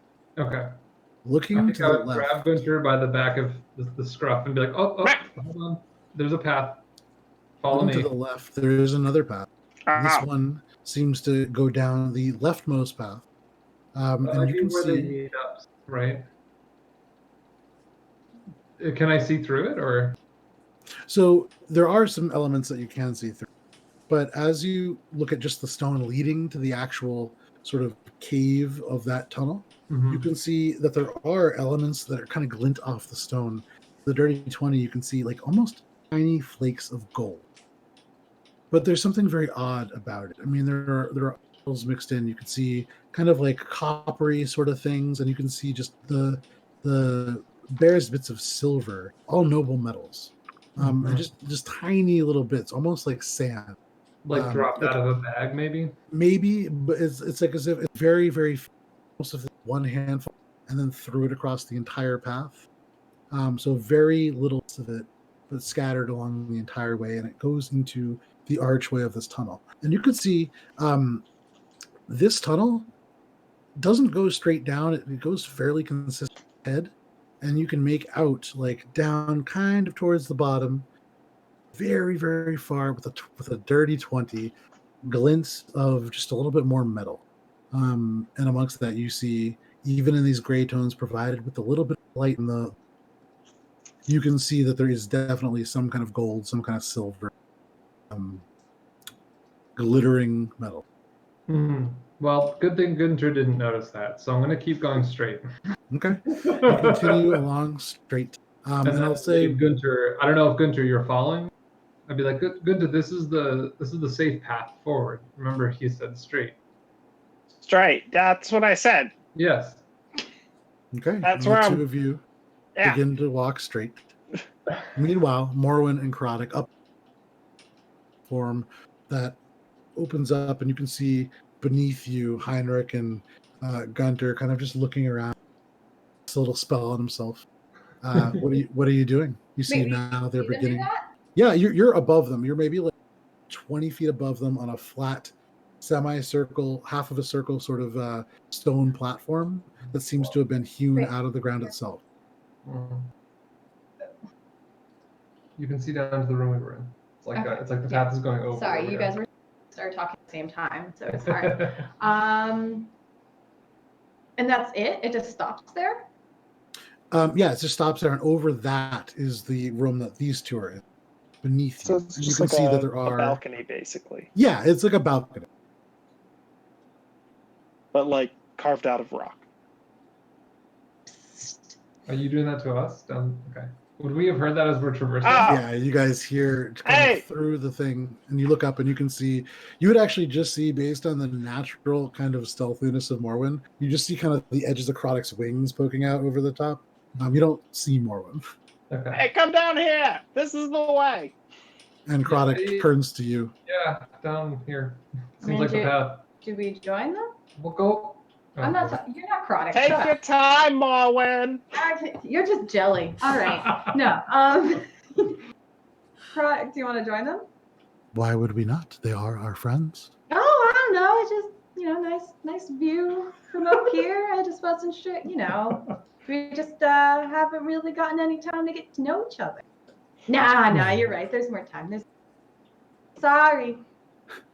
Come with me. And he takes you by the hand, kind of leading you up to your feet. And then he. I don't let go. Okay. It's awkward though because he does kind of scoop you up into his arms, and you're not letting.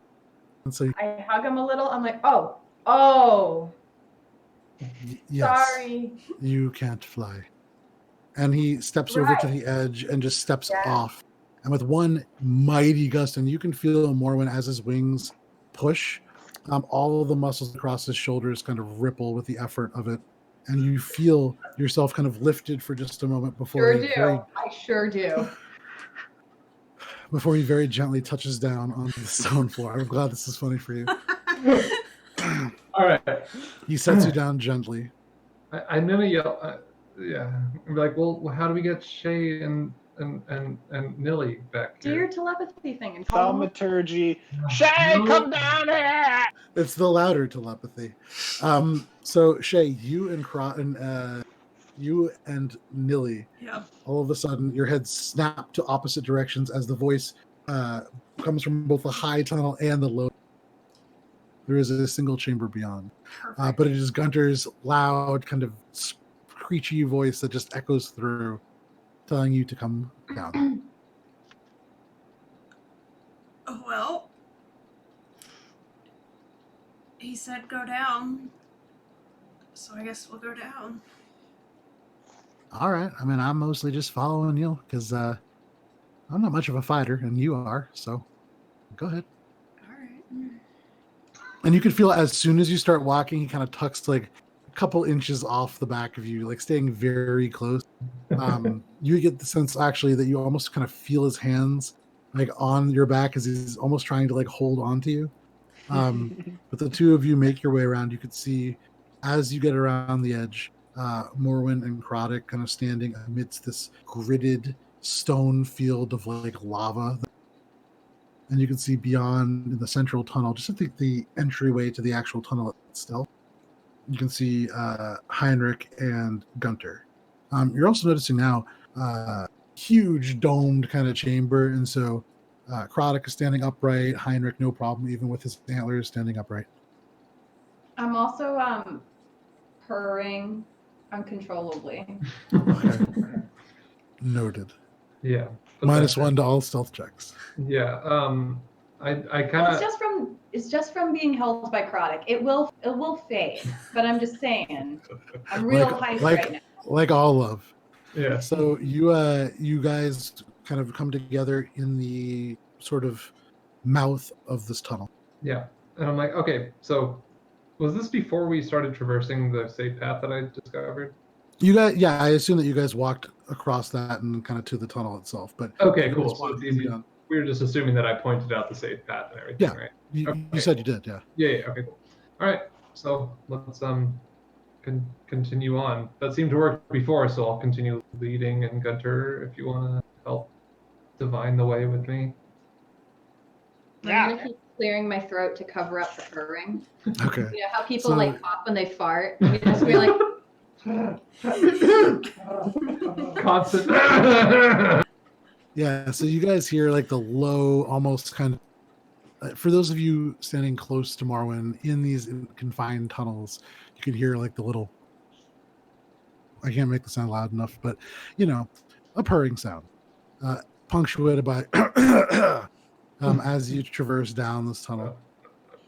You walk for probably about another 20 minutes, and the two of you said that you were going to be leading.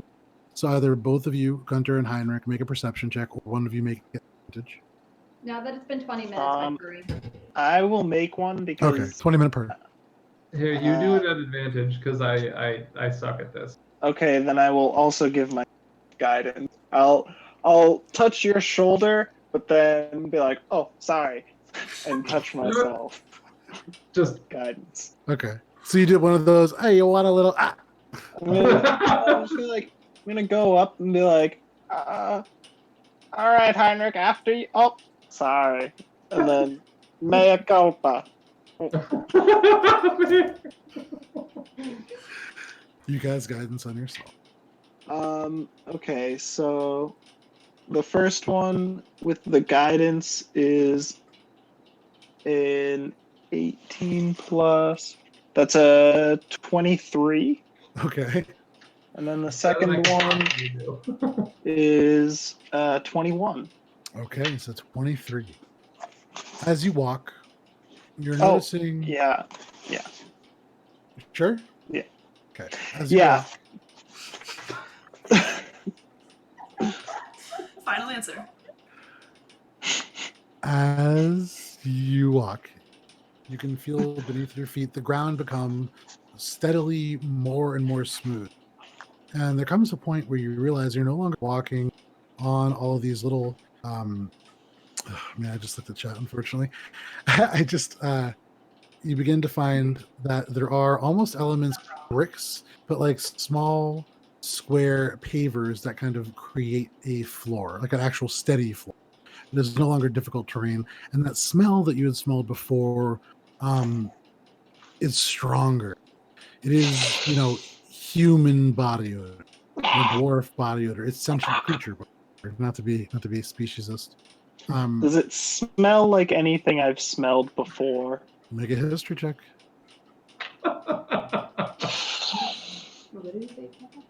I'm gonna be like, guidance. Okay. A chin guidance. Beard That's catches on fire. 19. 19. Thinking back into the age-ridden mind hunter, there's nothing directly like this. So there are parts of Nocturne that definitely in some of the walled districts there are, in the poorer parts especially, it's the smell of poverty. I mean, this is the smell of many humans, many people crammed together in a close space. You can smell this tinge of iron that is really pudding, but you do remember Virgil talking about the primary foodstuffs of the Undercity being bloodworms, and that maybe kind of connects to you. But beyond that, now you're beginning to smell, fires, and you're beginning to smell and actually hear things. And as you've walked for maybe about an hour only since Virgil's little workshop where you met the necklace, you suddenly, almost like a jolt, feel, because you can't actually see the ceiling, feel the space open up. And maybe no more than 500 feet away, there's a massive shape in the darkness. It stretches out from the ground, almost 100 feet across. You lose elements of it to the right and to the left of the darkness, but it goes at least 100 feet up into the air and then disappears. But as your eyes adjust, you can see here and there low. This is a place that exists almost entirely in darkness. But as your eyes adjust, you can see there are rings that kind of go around this huge, and there are buildings. And now, focusing in and getting to see between the shadows, there are these shapes moving, and you're beginning to hear now voices, although still far off. But you've arrived in the Undercity. And in front of you, going up drastically to the ceiling and dramatically to the ceiling, you can see what is called the Pillar of the People. This is probably, according to both Gamble and Virgil, the safest place for your group. And looking around, I mean, these structures are built on top of each other. And if you think about the favelas in Brazil, very, very similar. There are structures kind of at weird angles attached to each other, a lot of scrap metal, a lot of like kind of scrap looking wood. And they use oftentimes the walls of the cave, or actually, as you're looking, parts of the pillar itself have been kind of hollowed out and formed domiciles. And now smelling things, you can smell probably it's a city. There are probably places to get food. There are probably places to stay. But because it is 10 o'clock, now is a great time for us to take our break. I've never done this on Discord before. Don't know how to go to break. Tina, you're running the streams. Tell me when. All right. So thank you guys all so much for tuning in. It is currently 10:01. We'll be back, what do we say, like 10:15?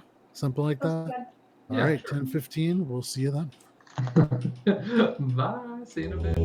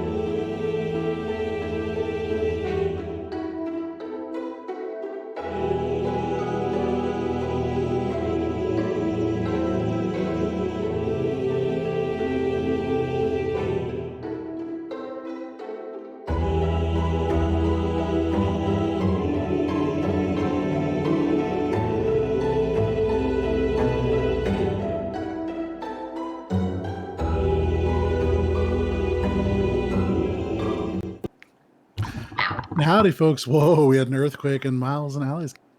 Howdy, folks. Welcome to Adventures in Alberon. This is our 5th edition Dungeons and Dragons game. Thank you for those of you who stayed through the break.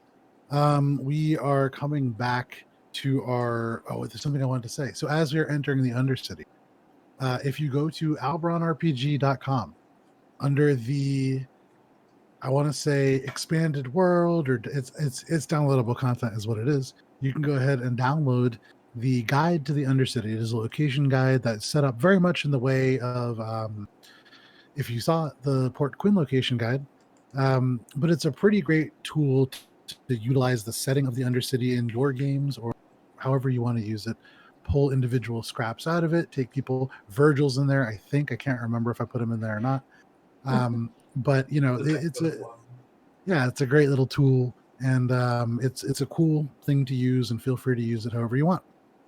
So coming back from break, you guys have finally entered the Undercity, this cavernous space. I mean, you can't see the ceiling, you can't see beyond this pillar. The pillars themselves are 100 feet tall on a side. They're these massive square blueprint or square footprint that goes up and supports this huge space. I don't believe any of you actually know the intentions behind this area originally, but it's in the guide. So you, looking ahead, can see what was once called the glowing pillar, but you have now heard referred to as the Pillar of the People. This very poverty-stricken area with just buildings that have been built on top of each other and at strange angles, and just kind of across different paths. You can see evidence of buildings that have been torn down and rebuilt. You can see a whole bunch of different figures kind of moving amongst the streets. You are still a couple 100 feet away. And so you are beginning to hear just the muddled voices and smell the smells of the city. And it is not a terribly pleasant scent. What do you guys Not want? really much good ventilation here either. No. Looking around, what type of people do Make a anyone perception moving check. about, or anyone in the middle of working something or anything like that? So it's very interesting because there is, and you would imagine around, there is no real or day. There are elements of light that you can see. You can see that there are small bits of lanterns, and they do cast. Make a perception check. Oh shit! 18. Oh, you did good this Look at time. you seeing stuff. 18. Okay, so you with an 18. One second. With an 18, you can see here and there are smaller figures, and you catch these sort of little red-capped heads as they kind of dart by, and you notice here and there are goblins. And they tend to travel in groups. You don't see any large gatherings of them, but here and there you'll see them kind of stop in these well-lit portions. Every now and then there'll be like just a faint kind of glowing aura cast from a lantern or a fireplace or a torch, and you'll see this large mischievous eyes and these green faces kind of look around and kind of vanish into the shadows. Here and there you can see there are a lot of dwarves, many of them cold Taram in nature. You can see a lot of them wearing armor. A lot of the with an 18, see a lot of them wearing armor. Not as many as you would expect. You are seeing a lot more unfamiliar figures. Here and there, fairly large, maybe closer to 6-7 feet on average. These hulking, at first, they look almost to be clothed bears. But as you draw a little bit closer, they're bugbears. Long ears kind of stretching away from their heads. Mouths typically in like a passive state, kind of a little bit agape. And you can see the teeth very sharp. The nose is broad and flat, and the fur kind of stretching back from almost ape-like faces. Although all of them are clothed, and they do walk around with some purpose. These are not mindless animals by any means. With an 18, you can see here and there an elf, but not like any elf that you've seen in person to this point. You've heard of them, but these black-skinned, starkly contrasting white hair, they're drow. Mhm. And while not terribly common, I mean, they're not uncommon enough that you don't see three. Larger than that, Mhm. you can see, and people parting and making a wider berth. And Asumia, thank you for the subscription. You see, and almost kind of getting one passing as close as any of these creatures are passing, maybe 200 feet away. You can still almost kind of hear this poof, poof, as large horns kind of coming up around into a point away from these kind of cow-like ears and long furry face, walking upright on two haunched legs, wearing thick leather armor with like a kind of mace on the side. You see a minotaur, and people creating these wide berths. Even the dwarves kind of watching as they go, and the minotaur kind of stalking through the street, casting their eyes here and there. But you I'm lose sight of taken them aback quickly. by the Minotaur for sure. I'm just Yeah, like, not something dude, that I've you. only heard stories. This is amazing. I'm like feeling my excitement. There's Yeah, like a same, because I want to. weird. There's like. Oh wait, I was thinking of a centaur. I don't want to ride the Minotaur. No. I don't want to ride that. Sorry. And as you guys are kind of looking, and Shay, you notice that there is, with your passive perception, you notice that there is a figure not sneaking up, but given the dark nature of the individual, the dark clothes that he wears, kind of hard to see, and kind of he walks quietly, his footsteps light, and as you can see, there's almost like a hopping kind of gait, and you recognize that there is an avian quality Eric Cochran. And as it draws very close, all of you are aware of the presence of a kenku, this dark black feathers. He's perhaps 3 feet tall. The wings kind of to the side. He's wearing this drab, almost olive green kind of tunic that's kind of frayed on the ends. It really actually looks almost like it was a tunic at one point, but now definitely more of a poncho situation. And you can see the reason for his gait is because he is kind of like hopping over. And he turns his head, the whole head kind of turning. And Morwen, by your side, you can see almost opposite of that, Krodik's head just kind of turning. And these two avian eyes kind of meet. And then the feathers on this Kanku? on this kanku, thank you, on this kanku kind of ruffle up. And it just kind of gives an inquisitive look at all of you.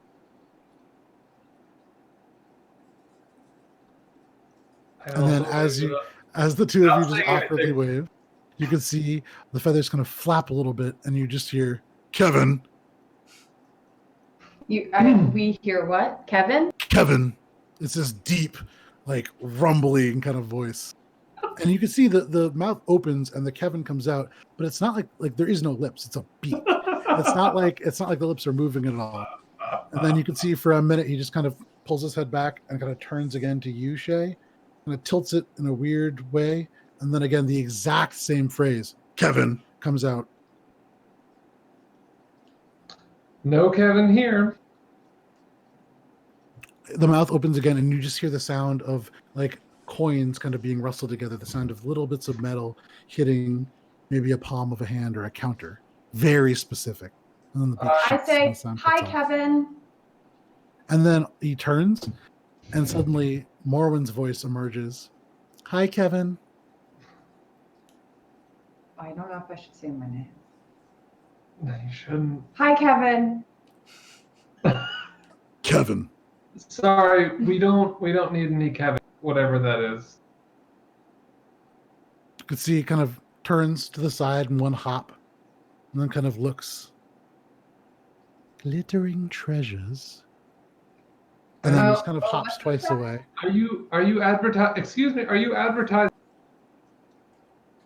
Turns and kind of stops, and at this point, maybe like 10 feet away from you. Looks at you as you say advertising, and then just lets out this, and just hops once towards you. Are you personally selling or working for a store in this wonderful city? And you could just hear, do any of you speak Giantese? Well, if you could write it out, I could read it. Kind of glance at his feathered sort of hands. Probably not the greatest writer. I don't. I can cast tongues to Oh shit! know it. Okay, what's the casting time on tongues? I think it's instantaneous. Let me see. The one action, yeah, Okay. and it lasts So- for an hour. He begins to speak. And as he does, the first thing that you hear as the beak opens, and it always just opens and then the noises just come out. It is very much this bird style mimic. Ah, But as you cast tongues, how does that look? You've never done that before, as far as I can remember. No, I did it for when I was trying to listen in on Shay's conversation. Oh, that's right. Okay, yeah. and I yeah, just yeah. go. And so as you cough, and there is this burst of arcane energy that filters through your fingers and out through your closed fist, you cast tongues. And so you cast it because you do hear at the beginning as the beak opens up, Aruk, and then as you cast tongues, it shifts into a little bit more of a pleasant voice. That would say, "You follow, yes?" why? For the rest of you guys, you just hear Aruktor, but for you, you actually hear the words. It's like, What are we following you to? And as he opens his mouth, it's again the sound of just little bits of metal clinging together, coins being dropped into. He's trying to sell us something, Gunter. I don't know if we need to get involved in that right now. Yeah, I think it's like a Girl Scout. What are you selling? What are And- Girl Scouts? It's like the little like those little oatmeal cookies where they're like, come buy cookies for charities and oh. As you say that, you hear a very feminine voice now emerge from the Kenku's open beak, and you just hear, "Is that magic? What? Is what that magic? What, the Is that- Kenko? Who's Turns her addressing head it? again. This is the Kenku that is now speaking with this kind of Who feminine is it voice. addressing? Gunter Oh. is I'm responding gonna- to what kind of stuff do you sell? I don't know what you're talking about. Wait, do I hear this? I might be able to know what he's asking. No, Okay. he's I mean, you're all hearing this. he's. Oh, but it's a he- different language though, right? They sell. There's just the one thing in Giantese, which was follow me, or whichever that was. it's Oh a- wait, I'm being stupid. He means it literally. Yeah, he sounds like it's selling wherever this fine individual works. It sounds like they're peddling wares of the magic nature to us. I don't think we need to necessarily. I mean, we can go and We're see getting a the little off place. track. We But can I see- thought, then we could- didn't they say magic was really bad down here? Someone doing magic, we should call the authorities on them. I don't think I'm- you should get I'm joking. involved, Gunter. I'm joking. Of course we don't. We're in the Undercity. We stand out enough as it is. All right. I'm gonna pat the Kenku on the head and say, "Let's go." Okay, so the Kenku now sort of, first of all, recoils because you reach out with this shriveled old dwarven hand. But as you kind of pat it, it takes one hop and then another, and then begins to kind of just hop along in this path. It seems to be twisting kind of to the left. And soon enough, if you choose to follow it, it kind of begins to head off and away from the pillar of the people. I don't think we follow it. I mean, it just sounds like it's a place that sells like undercity, like shady shit. I mean, I guess, but that's also really bold to just. Well, if you put it that way, it makes me kind of want to. Well, here's the thing. Who was the person that said that the Undercity is not, or Culturam in general, not keen on magic? Was that Gamble? He's been, last time he was here was 15 years ago, so who knows what's Yeah. changed Times are changing. with the change of the leadership. Well, last So what do you? So are we going or are we?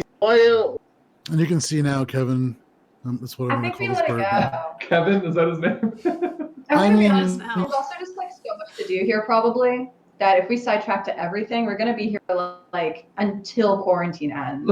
So Let's find a place. Let's find a place.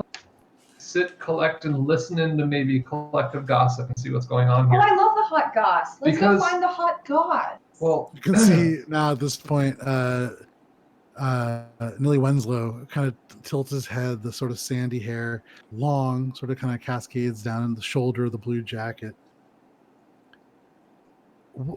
What's hot goss? I think it's. It's like Oh spilling the man. tea on the town.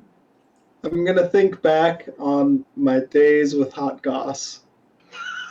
But you're really just thinking of Big Sue. Ooh, the beautiful All right. curling mustache on Big Sue's upper lip. Might I direct us? I don't know this place at all, and none of us apparently do. But might I suggest that we find at least a place to sit, get a bite to eat, since it's been a little. We haven't had breakfast yet or anything. Willie, are you hungry? Oh, No. I can always go for a bite to eat. Let's go. Yeah, and you know what? Here, I'll buy you a beer. Let's go, Nilly.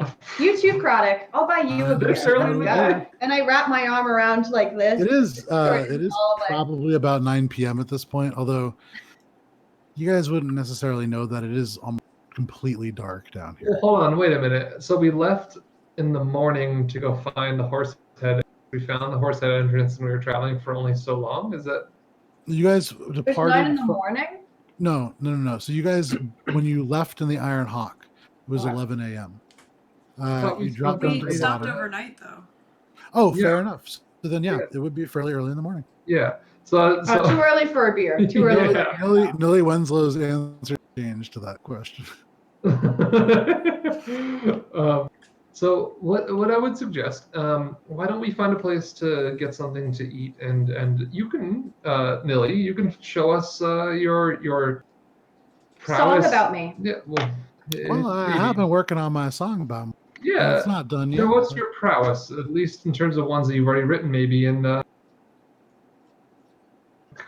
compensation money for helping, protect you and guide you around here. But also, I'm just curious. I would like to hear something that you've written. You haven't yet played anything for us. Yeah, happy to do so. Now that we're not walking around in the middle of a bunch of zombies. Yep, exactly. Wait, so we don't have time to go and check out some At cool this stuff. point, Kevin the Kenku is gone. He's disappeared in the But- darkness. We have time to listen to some music. I mean, are you hungry or not? This is we Hungry? all know that places of common gathering. We can at least hear what the vibe of the place is. We're here to solve a big problem. We might as well find out what everyone's expectation of the future is, and sort of. That Kenko might have some cool stuff, though. Yeah, I mean, well, I'm By sure all he's means, Gunter, walking if around you every day. feel so inclined, follow him. The rest of us are going to find something to eat. So, Maybe are he we has looking food. for? Are we looking for a place to stay? We could scout that out as well. I'm sure. All right. I'll I'm gonna- follow all you. I'm gonna note where we are and where that Kenku went Noted. as best I can, so I can come back Make here. a survival check. All right, that's 16 plus 5, 21. Okay. You look around and you sort of take this flash image of where you stand, and you kind of look at the pillar of people now, kind of a Yeah. little bit to the right, and you get a pretty good sense of where the direction, at least, Okay. in which Kevin went. All right, let's go get some food. To Food this- first, right? then then you can listen to your music or whatever. Well, I mean, we have our new friend here. Give him a chance to stretch his wings, as it were. What, Croddick? No, he's an older friend, the newer friend, Nilly. Croddick turns to you, Heinrich, and says, I do not know if you know this, but Gunter is the one who returned my wings to me. What? No. I just gave you a couple. When words of said it, encouragement. I thought that was Yeah, understated. Yeah. Gunter, do not sell yourself short. The No, Gunter no, is no. miraculous. I turned to Gunter, kind of like really in shock. I'm like, is he serious? Did you actually? You repaired his broken wing? I mean, motivationally, maybe in like a Oh. metaphorical. It wasn't motivational. Others have tried. There is a druid in a small town beneath Squall's End. She tried too, also using magic, but it didn't work. Oh, What we you did better. was truly Was she a miraculous. furbolg? Was she a furbolg? Joe? Oh no. Oh no. Joe? Did we lose Joe? I think we did. Oh no. Well, we can't do this without him. That's still though, he looks very concerned. I'm gonna direct text. I'm gonna direct text him. Yeah. Everyone, please hold on. Please hold on. We lost We Joe. don't have a technical difficulties screen. Just hold I on. really love that you text him directly and you still say, "Hey Joe." Yeah, well, you know, All right. we are. Oh, Oh, we all he's did. he's Oh, no, we're there. good. Are we good? Yeah, everyone else is still moving. Yeah. He lost power. Oh. She lost power. Yeah. Oh, that's terrible. Oh, All right. Break for 5. Okay. We're gonna- no. We're I'll take gonna another do- shot. We'll see you soon. We'll be back. Yeah.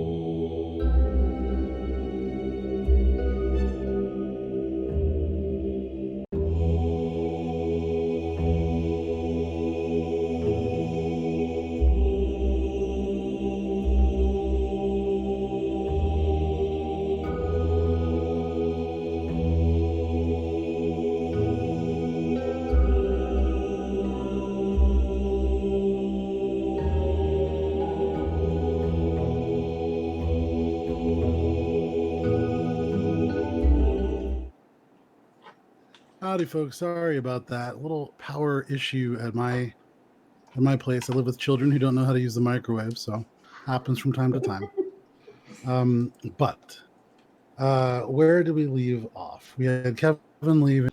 You guys deciding now that you're going to travel somewhere to get some kind of food. Yeah, and then the whole idea was to hot goss, as it were, but also allow Nilly to perform. Like kind of win over the audience maybe, and just like hear information on a softer source than potentially like the harder people that might just live here without any sort of. Sure. Okay. And when he asked what the hot goss was, I told him that it's spilling the tea on the town. Yeah, that part I remember. Yep, I remember that part. So, you guys, who is leading this expedition for food, goss, and song? I feel like I would try to read the crowd if I could. I might just Willie. Okay. Nilly. He doesn't. Cooley? Nilly. Nilly. Okay. I asked him. I'd like to listen to Well, him. I guess it kind of depends on what kind of vibe you're looking for. What kind of vibe are you most comfortable with? Well, it's been a minute since I've been back to the city, and maybe something a little bit more low key. But and you guys are all trying to keep a little bit of a low profile, right? What? Yeah. Yeah, discretion. I mean, as much as we can with this one, and so. Me? Well, No, pointing at Gunter. Okay. so, I mean, that might be impossible, but Discretion is my middle. it's an odd middle name. But mine's Henry. I think we could try the Gentle Repose. It is kind of a dead crowd, but if we're looking for privacy and a place to get out of the public eye, it's a good place. A little spooky. I mean, I like spooky. I suppose if You'll love this place. It's haunted, supposedly. I bring out Frank and I'm like, did you hear that, Frank? Oh, you would like that, huh? He sure does. Yeah, that's about on par. Yeah, I don't know who the he was that Frank was talking about. If you know the way to it, do you know this area? Yeah, it's right on the border of the statuary. It's not close, obviously. Nobody goes Just close the to it. statuary. Yeah. Oh, well, then let's go. Yeah, follow me. How- Yeah, Oh. Gunter. How far away is it? Well, it's the statuary, so we're gonna have to pass the Goblin Gables, give it a pretty wide berth, and Okay, hold on. How is Croddick looking right now? Just like Croddick, right? yeah, a little anxious actually. For Yeah, such a can calm we- No, individual, but I he is think you on mean guard. like to Like- the crowd. To the crowd. Like, is I'm anyone looking. eyeing? I mean, again, most of the crowd is pretty far away. Kevin came up to you guys, but you're about 200 feet away from the nearest humanoid, Yeah, and in so- the darkness, it's Let's maybe like. Ah, shit. I'm gonna be like, hey, Chronic, come here. And I'm gonna take out my disguise kit. I'm gonna make him out. Let's go to the place. No, Okay. no. Make him out to look like just like a Kenku as best I can. so a 6'2". No, sorry, Chronic isn't that tall. Yeah. So like a 5'8", if I remember correctly. Kenku. Yeah. Okay. Drinks a lot of. Half breed. Like Yeah. a big ass Kenku. All right. Yeah, he's half Kenku, half dwarf. Well, Can like I- they hold said, on. that things don't grow as tall underground, and this one's been outside. So what I would like to do is It's a free range Kenku, is what. My cousin. grass-fed Kenku. He comes from Harrison Farms. His name was Croddick. And anyways, so can I give my aid to? Can I lend my aid disguising? We Yeah, both share the for same sure. background. And I'm gonna be like, all right, now let's see. Haven't done How are we gonna work the aid? Is bird. it advantage or is it a plus? Haven't done a bird It's in a advantage. while. So, go ahead and. I'm gonna make add a guidance performance too. check Guidance. with guidance, and it's at advantage. Yes, Morwen. May Beautiful. I ask too? Are we doing this just out in the open? So you are kind of out in the open, but you're in the shadows. You would imagine, as it's hard for you to make out details on anybody, even Shay, like having a hard time picking them out with the aid of the mask. Ooh. You're probably pretty well hidden.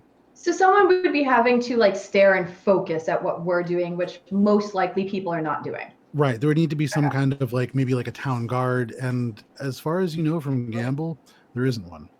So That was a 21. okay. So specifically, you're trying to make him look just like a brawlic ass Kenku, right? Just like, yeah, really big All the cards I Kenku. have in my kit. Give him like, give him my old tattered cloak. Okay. That's like my old one from way back. It's like probably torn to shreds. How Throw many that on cloaks do him. you have, dude? He has, I have my fancy cloak. I have my traveling cloak. I have my old tattered cloak. Well, dang. All right. Well, with all of You that, should have winter my- gear is my possible my cloak. my four winter gear. Yeah, those are hooded fur cloaks. So okay. I mean, So yeah. after all of this goes through as well. Wait, did you just tell him what the result was? Your Nope. roll? So Sorry. when you start to apply this elements, you realize pretty quickly it's going to be tough to make all of Krodok look like a Kenku. I mean, he has these very like kind of white and brown modeled fur, predominantly brown, and so I'm gonna rub some dirt in it. yeah, and you kind of dirty it up with charcoal dust. You pulverize charcoal and apply the dust across a wide Yeah. area, and you really utilize to its best ability this cloak, kind of fanning it out across the wings. Krodok helps in his point and kind of points them down and back, so it creates the illusion of almost like a hunched back, huge Kenku. I mean, for a Yeah. Kenku, this is like 2 feet taller than a normal Kenku. I mean, here probably Kenkus and Minotaur fall in love, right? Yeah, Like, that's the thing. maybe. And Tabaxi and Eric Okran. Don't you worry. That's a weird party. But I mean, all of it is. No one will question So are we. this. To be fair, so are we. We are a weird Krodok party. now, Speak for yourself. I'm normal. this dark, hunched back shape that is Krodok, he looks fairly convincingly like a huge Kenku, if such a thing Okay. existed. I'm gonna give him But some. he does look pretty uncomfortable. Yeah, and as can I he give him looks a little bit around- of pointers and like try to calm him down and like, persuade him to behave in a certain way as well. What do you tell him? I'm like, all right, so based What on are you doing to my boyfriend? Morwen, hold on. I don't say that out loud. I'm just asking Okay, you, fine. Miles, what my boyfriend, what you're doing to So Krodok, best I can tell, you're emulating this Kenku that we just met, not this specific one, but you obviously can't perfectly mimic other people speaking, correct? I'm pretty good at voices. Okay, Oh, do hey. me. Do me. do I- this first. Stop. Kind of I've got another the eye. cloak. The cloak slides a little bit back, but he catches it, and I am Heinrich. Yeah, so okay. what I It's would not gonna suggest- work. I got this. What I would And Shay, he actually does pride himself on being like good at impersonating, and impersonating other Eric Hokra, really good. He has the subtle movements of bird-like creatures. right. He can So- do these intonations really, really complexly, as any other species, not terribly convincing. So what I'm seeing is you, because I'm good at reading people in a way. Hunches I up would his say- cloak again. I would say your motions very much unlike yourself, much like the other one. The voice, the audio, the auditory part, not so much. What I would I'm suggest. Kevin. No.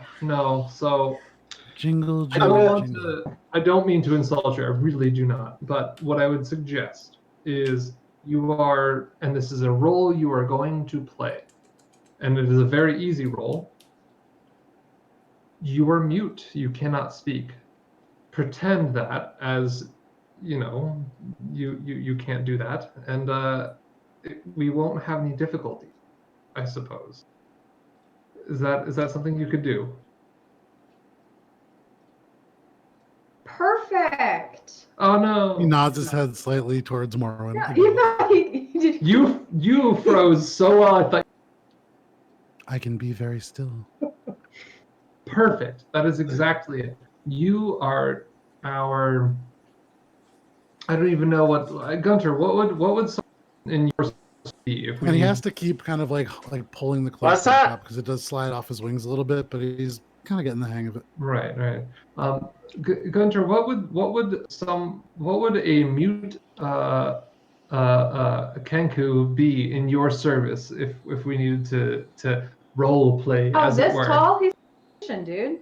Wow. The muscle. The only mute Kenku I ever saw was one that's tongue ripped out. That's no, let's not. We don't need to go So, there. well, I He's mean, my servant. So we're cascading. He has like a Servants. pyramid scheme of servants. First rank of servants, Eh. and Jay, and I'm thinking more like, our second you rank know, servant. And then Willie is our Nilly. He entertainment clown. pipes up from the back. Yeah, my name's Nelly, and It's Nilly I'm not much of a Wenzel. I clown. don't know how anyone else forgets it. Nilly, I'm so It's sorry. Genuinely. I don't know how everyone forgets your name. It's You so Henry. easy to know, remember. let me tell you something. I didn't It's funny. forget. Nilly's got some good stuff. My whole life, despite my success and my fame, not to overstress my own importance, but people have always called me Willie. It's a strange phenomenon. It's a weird I knew that. slip See? of the tongue, I maybe. read. Okay. Anywho. I'm gonna go up to Kroddick, and I'm just gonna say, just so you know, you're still very handsome, and then walk away. Okay. Like for the rest 5 of you feet watching, you can see Kroddick visibly kind of. You can see the moment where he's kind of like, wait. And it seems like now he's kind of figuring out, wait, something's going on here. Oh, really? Not the Gosh. purring As for long- 20 minutes? As long as you remain silent, we will all be safe. Just for the sake of appearances, you know this as well as Shay does. Apparently, your kind aren't welcome here. I'm sorry to say that, and I really hate saying that out loud. But Things to that are keep not ourselves- known are often feared. Exactly. And we've already discovered things that we know the reasons for that. We feel the reasons for that, unfortunately. But we would like that not to be true. However, here where we don't know anyone, we're not safe, as far as I can tell. I think you're getting caught up in things that we wish, not things that are. Yeah, let's go for some food. Well, okay, you're right. He You're gets right. it. Come You on. get it. Let's go. Just stay in the back. You'll be fine. We'll be fine. Come on, Kroddick. Let's go. All And right. Kroddick just Set off. turns and follows Gunter. So And I'll as- follow behind Gunter and just keep an ear out for or nose out for anything like food or something. I am distinctly having him go in front. I want to Okay. trail. So after saying, "Come on, follow me, Kroddick," it takes you a little bit of stopping. gonna, like, because when you push stop, him in Kroddick front of kinda me. stops. I'm Okay, gonna like. So he you gets know, it and kinda get gets in front of you. know? and every now and then, this like hunched back, massive Kenku has to like shift all the way around to like see where you're going because he's following you. So it is kind of an uncomfortable look, but it's like this hunchback of Notre Dame because he has to kind of stagger to turn and see where you're going. But as he lurches forwards in perhaps the most conspicuous way possible, you make your way into the more thoroughly populated part of the area surrounding the Pillar of the People. And as you go ahead and make a perception check. You're looking for someplace to eat. May I also 13. request to roll to see if I see any specific, I don't know, what would I say? I guess it's to, lack of a better term, piratey people that Sure. I get along with. Yeah, you're seeing anybody who has any Yeah, I kind want of to look for sus folk that are Okay. also. You're Yeah, looking for some pirate-looking would- folk. I would like to look for scammable and other schemable. Okay, so hang on. We're going to do this in That's the two order in different which they were received. Morwen, go ahead and roll. This is going to be a perception check. You're looking for folk. Folk. 19. 19. Okay. You look around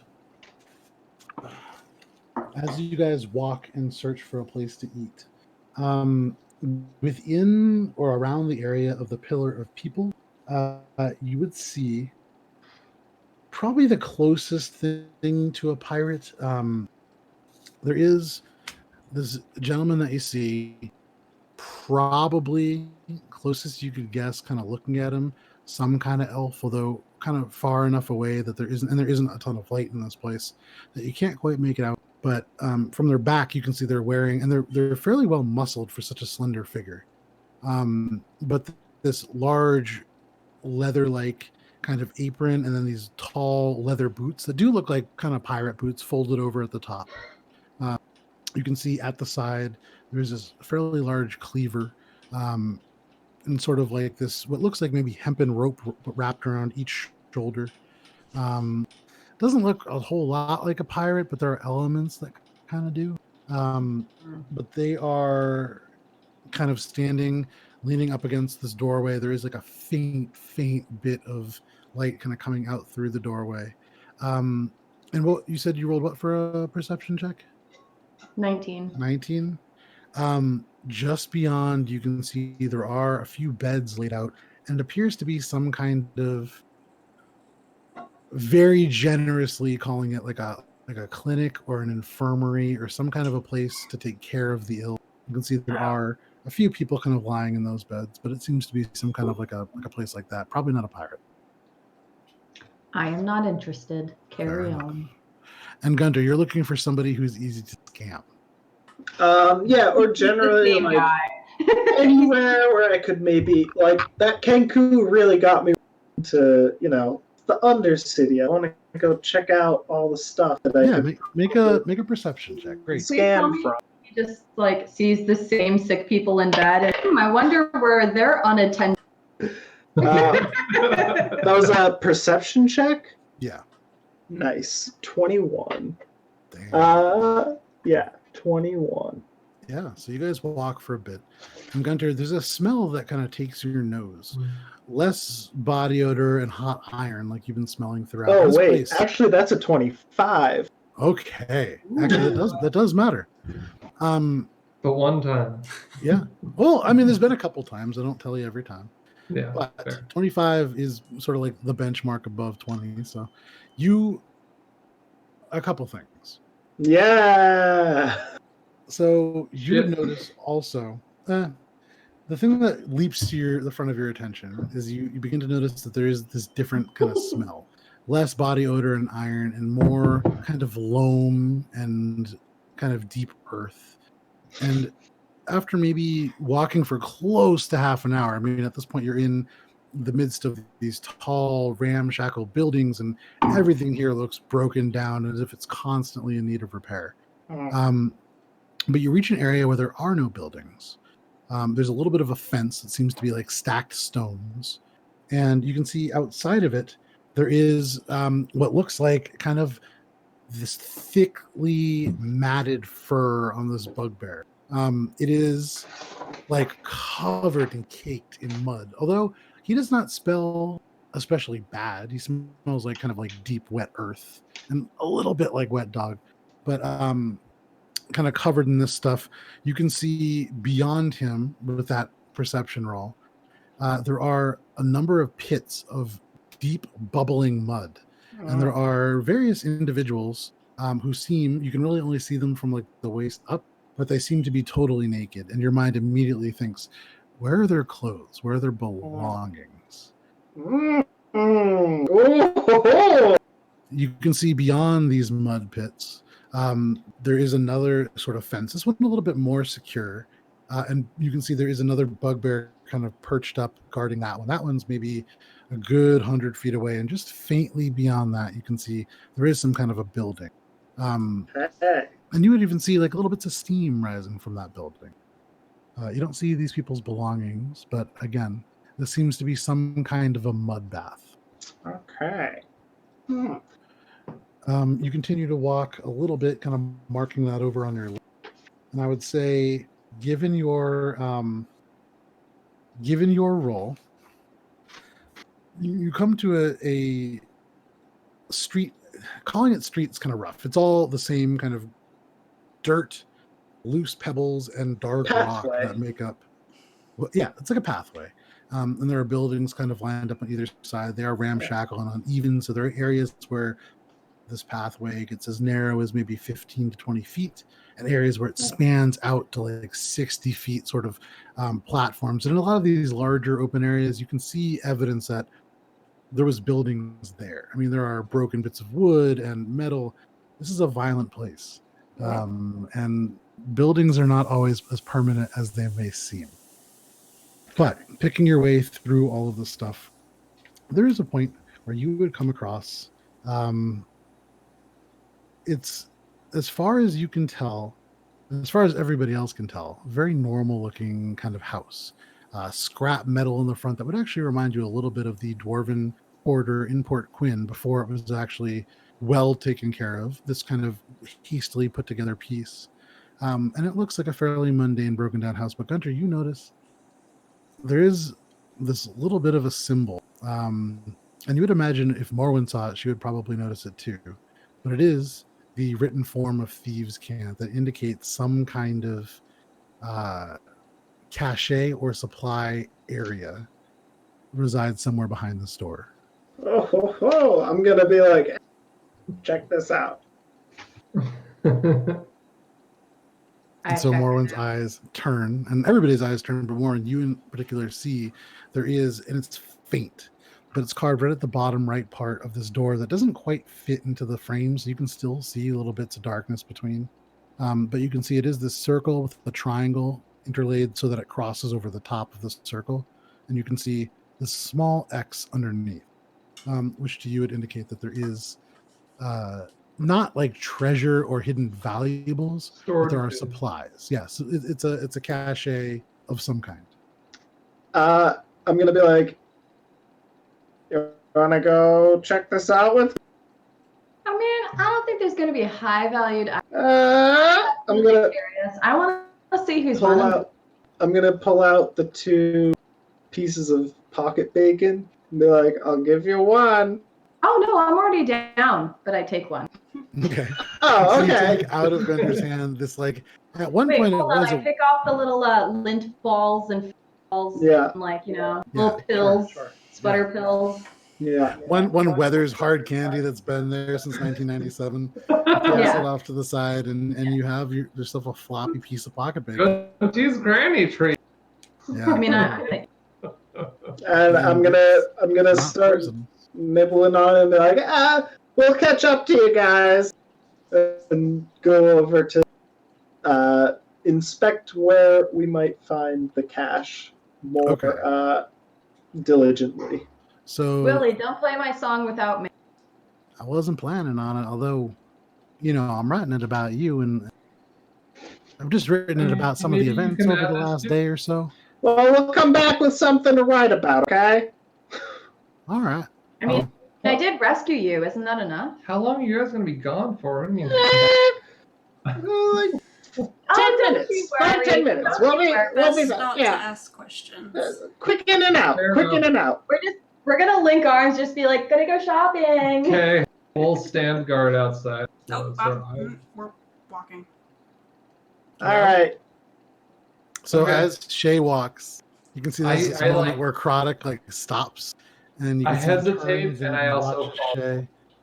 And he turns and kind of watches Morwen and Gunter kind of going towards there, and then he just kind of heads off towards Shay. Wait, do I know that he's watching? Now you're walking towards the house. Ah, damn, I was, okay. I'm gonna nudge Strap him. my I'm stuff. gonna nudge him and be like, "Let's go continue finding a place." They'll catch. They both nod, and as you walk away, Nilly kind of shoulder, making sure that he's gotten out of earshot of the rest, and he Yeah. kind of turns and looks up at you, Heinrich. Yeah. I don't really know how to tell Morwen this, but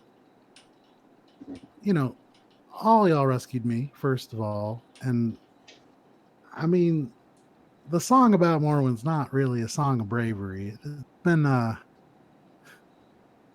write Song what I of see. shadows, as it were. Well, I guess you'll just have to wait and see. But it's, I'm just worried Morwen's not gonna really like the truth. Well, you may be surprised. She may misinterpret it as fun. Well, regardless, I think everybody's gonna find it funny. That's good. At least that'll be an entertainment. Sometimes music's gotta make you laugh. And There as you you guys go. kind of Entertainment's entertainment, right? Shay, are you watching full speed or walking full speed? No.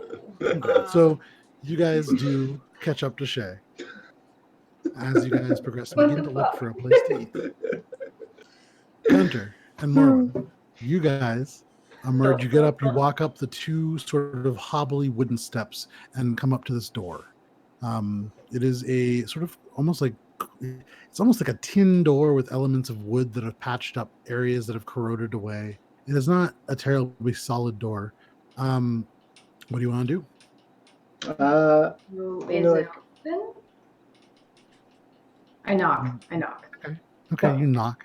And as you knock, little bits of kind of like rust, dust kind of All right. falls down to the ground. It's no answer. I'm going to try to open the door.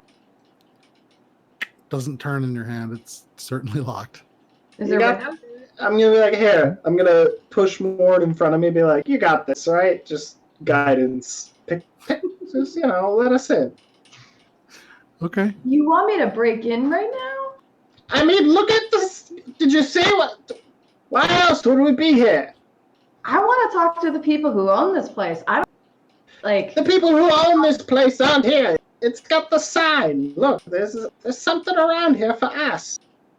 I'm gonna look in the windows. Is there windows? There are not windows. And interestingly enough, as you're walking around, again, this is a very dark, almost black city. Windows would only kind of look out at rock and dirt. Gloom. I don't know. I figured at least a store might to see who might be coming in. If you're not gonna do it, then I'm gonna look around. No, stop. I'll do it. I'll do Alright. it. All right, well then. Right. Okay. To be fair, he has the break and then mend kind of. Yeah, but he'll talent. make noise. Okay. I'm gonna just And while you're doing that, I'm just gonna provide you cover and just be looking around as lookout while you're doing. And yeah, I'll be smoking my pipe a little bit, and I'm just like, pretty good with your necrotic so far, huh? I don't know. It's going really rough. He hasn't done any. I rolled 14. Okay. So a couple of Oh, you things. got the guidance though, right? Oh, I didn't. I didn't add the guidance. Ooh, that would make it, what I say, 14? That's an 18. Nice. All right. Really nice. Great guidance. So a couple of things now. First of all, as you're working on this, you are a little distracted because every now and then Gunter pulls in on this pipe and the embers of it just ignite and kind of light his face a little bit better in the darkness. Yeah. And as he talks about you and Crotic going pretty good, there's this faint bit of sinister kind of, because it is this sort of undercast. But as you're doing that still, you find that this isn't the most complex lock. However, as you maneuver your tools through and around, you feel each pin click into place. And as you turn past the fifth pin, the final one, and you feel the lock open, there's another relief of pressure. And you hear this, tss, and there is this of kind of smoke. I need you to make a Constitution saving. Oh shit! There's a And actually, trap. Gunter, because you were blocking, I would imagine you are within 10 feet. So go ahead. And Oh yeah, absolutely. He's leaning. I believe at advantage because you're a dwarf. Yeah, because it's poison. Mhm. Yeah, I think I'm immune to poison. Oh, well then. You're you're not resistant to it, but oh god, Morwen. Well, I rolled a critical fail. Okay, Oh no. A 3, but I rolled a 1. nice. All right. I'm here to save you. Dead cat. I rolled a 22. 22. Okay. So as this little fog, this bit of gas erupts from the lock and encompasses Morwen's face, and Gunter kind of begins to, and you just kind of cough and brush it away. No effect on you. But Morwen, all of a sudden, your whole body just kind of convulses, and there's a minute where all of your muscles lock up, and then it kind of passes, and it just kind of seems to abate. And the nausea for a moment fades, and all of a sudden, all at once, hits you, and you violently throw up. You are poisoned for the next hour. In addition, you take 2 points of poison damage. It's a small trap. It's an That's unlock. cute. I'm gonna be tamping out my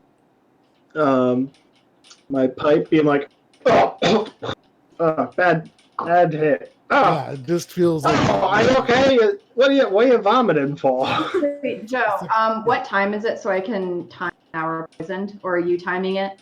I'll keep track of the time. It's not going to be at real life time. It's in-game time. So. No, I know. That's why I'm asking, though. I don't know if you're trying. Oh, yeah. It's probably at this point only about like 10 o'clock in the morning. So you guys are, you're fine. Okay. So I'm just like all fours, like back, like what? Fur standing up. Yeah. Did you get a hair or something? You see amidst this little bit of Morwin's vomit. In the walk. Are you okay? 2 pieces instead of one. You can see that floppy strip of bacon has like reemerged. Oh. Fully intact. Yeah, sure. Why not? Fully intact. See some anchovies and like whatever else cats eat. I don't know. Tuna. Let's go around eating canned tuna in the wild. Yeah. However, as you look away from Morwen and back towards the door, it is slightly ajar. Morwen did unlock the door. Hey, it was a 15 DC, so the guidance actually got it. So. Nice. Yeah. Nice. At a price, but nice. Well, walk it off, and you get some healing word. Does that actually work on poison? I don't know how. It'll heal the damage, but it doesn't. Heals the damage. Yeah. You're still poisoned. So what does that mean? Do I just basically have like a nasty hangover? Am I right now? You puking? feel like you're in the aftermath of a flu. You're like a little sore from throwing. And you still feel like if somebody were to put a strong smell in front of you, it would probably push you over the edge, but you're not actively throwing up. So I have like the like it's not, what do you say, like it's like I will feel it coming out. Yes. Gotcha. But you currently only have the status poison, which means you're making ability checks and attacks at disadvantage, I think, for the next hour. Okay. But so yeah, Gunter, you see the door just a little bit cracked open. All right, I'm gonna step around my puke. Yeah, I'm gonna step around the puke. I mean, the door definitely goes through the puke, but yeah. I'm gonna slowly open it a little, peek inside, being wary of traps. Okay. You open the door just slightly. Now you're wary of traps. Yeah. It is mostly empty. Thanks. You can see there is a cold fireplace that does have very old, there's ash in the fireplace, but it's yellowed. It looks like it hasn't been used in some time. There is a very, very simple wooden table. It seems as if there might be a room off to the right. It isn't like a separate room with a door, but it's a hallway that seems to open up. But there's not a whole lot of furniture here. There's dust, but not cobwebs or anything like that. Make an investigation check, because you're looking pretty close. Okay. Oh, no technology. That's an dirty 20. Dirty 20. Oh, shit. So you enter, and Morwen, are you following him? Yeah, but I'm gonna ask you, Gunter, to I'm gonna go half of this. Just walk it off. And the other half. You did a good job You did a good job. I don't think I have lesser restoration prepared. I can deal with an hour, hopefully. Greater restoration. Gunter, as you search around, and Morwen, you can see this. Gunter makes a pretty quick pass on the walls. You see his hands kind of run along. He's very gingerly touching before he fully commits, being mindful of traps. And you find nothing on the walls. You look around the fireplace, and it seems like it hasn't been disturbed in some time. And as you begin to look at the table, you step near, and there is this, and the floorboard seems to creak. And bending down, you can look, and there is a section that seems beneath the table. Yeah, it is. It's. I'm gonna, yeah. There is an area that seems as if you could lift it away if you were to move the table. Hey, yeah. You stay there. I'll get this, and I'm gonna try to push the table. Okay, make a strength check just for fun. I curl up in a ball on the floor. Ooh. Okay. You know. Not feeling great. That's a 10. A 10? That's all you needed. So Nice. you really you have to like put your shoulder into it and really kind of yeah, your feet are like kind of shifting not back. a Fucking happy fucking sound. Foley on that one. That Jesus. was not a happy sound. It was an unfortunate time, and there's a moment where you feel almost as if something kind of pops in your back, but you move the table. Oh, And looking All down right. now, you can see there is a piece of wood or a sort of section. It's 4 pieces of wood, kind of unevenly cut. But you imagine you could kind of put your fingers in, especially your narrow little pruny fingers, and pull they're this great. false floorboard away. All right, that's what I'm gonna do. Okay. So you watch Morwen from the corner of your eye, out of your More position. You smoke. can see Gunter pulls it away and poof, no, I'm kidding. Gunter, And beneath it's this me again, floorboard, and I'm like, what? yeah, it goes between Gunter's legs and right in the face. I'm like, whoop, and it just goes. Between his legs, so it's like a fart. Yeah. Gunter, you see beneath this false floorboard, there is a compartment. It's not necessarily a compartment, but it's actually like the area between the floor and the foundation. Also very strange for you to note, but there is a foundation for this very ramshackle building. So there's more to it than immediately meets the eye, but you see in this space, there is carefully parceled up in what looks like maybe at one point butcher paper, but it's been here hard to tell for how long, but for at least a little while, because areas of the paper have kind of like not molded, but become damp and kind of slowly fallen apart. So you can see bits through. There is this, what looks like a very nice, like crushed velvet blue cloak or robe within the actual paper. Hey, check this out. Whip it on. Okay, so But I'm as you not down there with you, or did you whip it pull on. it up? Oh, it was just like a little, size of like a brick. Yeah. Or a little bigger, you know. and a little bit bigger, but as you pull this cloak out and like unfurl it, the paper tears. First of all, there's like the ting ting ting ting ting is like a couple of coins scatter all throughout the room. Oh, I thought I had picked them up. You can I'm also woken up. see I'm feeling okay. Gunter, as you do that, you see. Well, I thought I had taken out of the package already. I ripped it open to. Okay, so as you rip it open, these coins. No. I was wondering. There's like, nothing you can do to stop these coins. You okay. said you whipped it on, and you didn't really specify. So Well, I didn't realize that the package was still unwrapped. I mean, it's like a fold. I said it's like a bit of maybe a. Oh, cloak the or a robe cloak itself inside. was the butcher paper.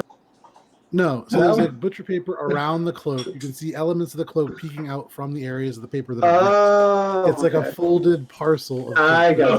gotcha. Tear it out and kind of go this on. Coins kind of scatter throughout. You can see this cloak as you pull it around, as you touch it with your bare skin. I need you to make a Constitution saving throw. How much gold did I pick up? Well, hang on. We'll get there in a second because this is kind of happening simultaneously. That's a 13. 13. Okay. Gunter, all of a sudden, It's not poison? As your hand, no. Notes. I don't know if this is a good idea. You know what? It's So far been a terrible idea. I'll say it's a poison. Yeah, I would All argue right. it's a poison. Contact poison. That's a 16. Okay. A lot of narrow misses in this session. Oh my You- God. As you Oh, touch it, you're aware that within this kind of crushed material, the slightly more plush than normal cloak, there is actually like a residue, like a powder, a white powder. And you pull your hands away, kind of like forcefully flinging it off, and the areas on your fingers that the powder touched completely numb. Oh, wow. It's cocked. And you get the sense that had you failed that, you probably would have been paralyzed. Oh, this But is looking down now, you can see, and Morwin, as all of this is happening, is scampering around, like grabbing up coins. Be careful, Like this every now stuff's and got then, powder on it. having to stop. This powder doesn't seem to cling to metal. Ah. And so, Morwin, you can add, if you would like, you just kind of, we'll say you can add, if you like, 5 gold pieces, 3 silver pieces, and then this little, what looks like probably was an ornament of some kind, and you can still see like these bits of fabric attached to it, but maybe it was on like a piece of clothing or something. But it's like a really little, the size of a brooch, but it looks like it probably was at some point sewn into cloth. So there's probably many of them. But it, almost like a bell kind of, but without any kind of audible component. You Mute aren't bell. quite sure what that is, but you are noticing now on the floor, looking at this cloak, there is this very intricate pattern. It's subtle. It is just slightly darker than the You mean the surrounding. cloak that I'm fashioning right now? Wait, are you still touching the same cloak? I thought I had put it on, and now I passed it, and I'm fine. It's covered in this powder. So go ahead and make a Constitution saving throw. With your numb fingers, you're like, that's weird, and you go and pick it up again. No, I mean, I had put it on. I've just been wearing it the whole time. We really know how to do weird. Oh. That's a 22. Okay. You feel, as you're now wearing it, penetrating through like the cloak and the bandages and the leathery old skin, you can feel your shoulders are like beginning to get cold and tingly. And where the cloak is touching across your back Ooh. is beginning to get kind of numb. Oh, I don't like this cloak. Yeah, it's ugly. Put it back. And as you take it's it off, making me all cold. as you take it off, there is this kind of bit of like powder that kind of comes away and falls to the ground. Oh, can I dodge that? Am I in range of that? You're not in range of that. It just kind of falls below it. But Gunter, you're realizing there is a pattern on this. It is like a ever so slightly darker blue, almost as if it has been less damaged, but it's too intricate. And as you kind of look at it and with your foot kind of kick the cloak so that it's a little bit flatter, you can see it is this very intricate crown. And it seems to surround an anvil of some kind. Oh. Can I look at it? Yeah, you look at it and you can see this cloak, and it seems to have a crown wrapped around an anvil of some kind. Is that what it... Cool. I just want to see it from my own. Yeah, and you see it, and it looks a lot like Gunter's, but maybe from like a little bit down. But yeah, what do you guys want to do? Fuck out of here, dude. This We place didn't miss sucks. anything? Alright. And that cloak's Nothing else here? Just, No, this place sucks. I put a lot of puke in it. That's my how much gold did you get? Enough to buy you breakfast. Well, alright. You owe me for the bacon. You owe me for puking. And as you say bacon, you look down, you can see the bacon still in like the doorway. That I run out. Actually, I okay, you dart out the door. Alright. Heinrich, Shay, Yes. Billy, and Krodek. Yes. What are you guys doing? Well, we're walking up towards where we think there's like an inn or something. Kind of scanning Shay, the crowd. Shay, you're leading this group. What are you? After having noticed that others would have followed me, I would have motioned Nelly forward. Nelly kind of comes up to you. Yeah, You know where you're going, yes? I have some idea. Been here before. Great. Right behind you. Okay, but again, I began to mention a place I thought might be good for y'all, but I'm not really sure what we're doing. We lost half the group. This is prone to happen. They will catch up eventually. For now, I mean, you say so. just a place to eat, to chill, to observe. To eat, to chill and observe. I mean, if you are really all looking for the hot goss, then I think the place that you want to go is probably the Dark Hive. But you got to be careful there. But there'll be Well, you people mentioned there. the There's place a stage. Yeah, the Gentle Repose, a little less lively. There are tales of ghosts traveling from room to room, and so it doesn't do terribly good business, which is a great boon if you're trying to stay below the radar. Don't know what a Maybe radar we is. can, If you want to maybe we can stay go below check notice. out that place first, though, and then afterwards go to the Dark Hive, like you mentioned, the actual hot goss. Yeah, it works for me. Establish at least a base of operations. Don't go there before I go there. Well, that's what we told you we were going. Oh, okay. Go there. So y'all want to go to the Gentle Repose? At least Yes. first. Sounds All right. great. Follow me. We're going to stay to the shadows in the way that we're going to take us a little bit out of the way, but we don't want to get close to the Goblin Gables. And kind of turns and looks at Croddock, who, the cloak keeps slipping down, like white feathers poke out, and has to keep readjusting. It's a good disguise when he's like mindful about it, but he's also like, Can I this is frequently not- remind him about it? Yeah, and so every now and then he's like, and kind of puts it back up. But Nilly kind of looks back to you. Some of us stand out a little bit more. Better to be safe than sorry. Yes. Sound good? Yes. Let's go. Follow me. And he sort of goes back the way that you came a little bit and brings you back out a little bit of ways away from the Pillar of the People, almost to where you originally started, and then heads left, kind of keeping to the cave wall. And you're now noticing as you walk areas in the rock that seem to be eroded. There are thin lines that seem to suggest at some point there was some kind of water flow through this area. And you walk for almost half an hour. And at this point, another looming pillar begins to kind of come by. This one different. And you can hear now tiny, tiny little drums and what sounds like almost like a xylophone, maybe a little bit more hollow. And you can hear like little chattering voices. And as this pillar gets a little bit closer, and you can see Nilly now kind of pushing himself up against the wall, even though you are like a solid 200-300 feet away from it. The next pillar kind of coming into view, and this one is badly eroded.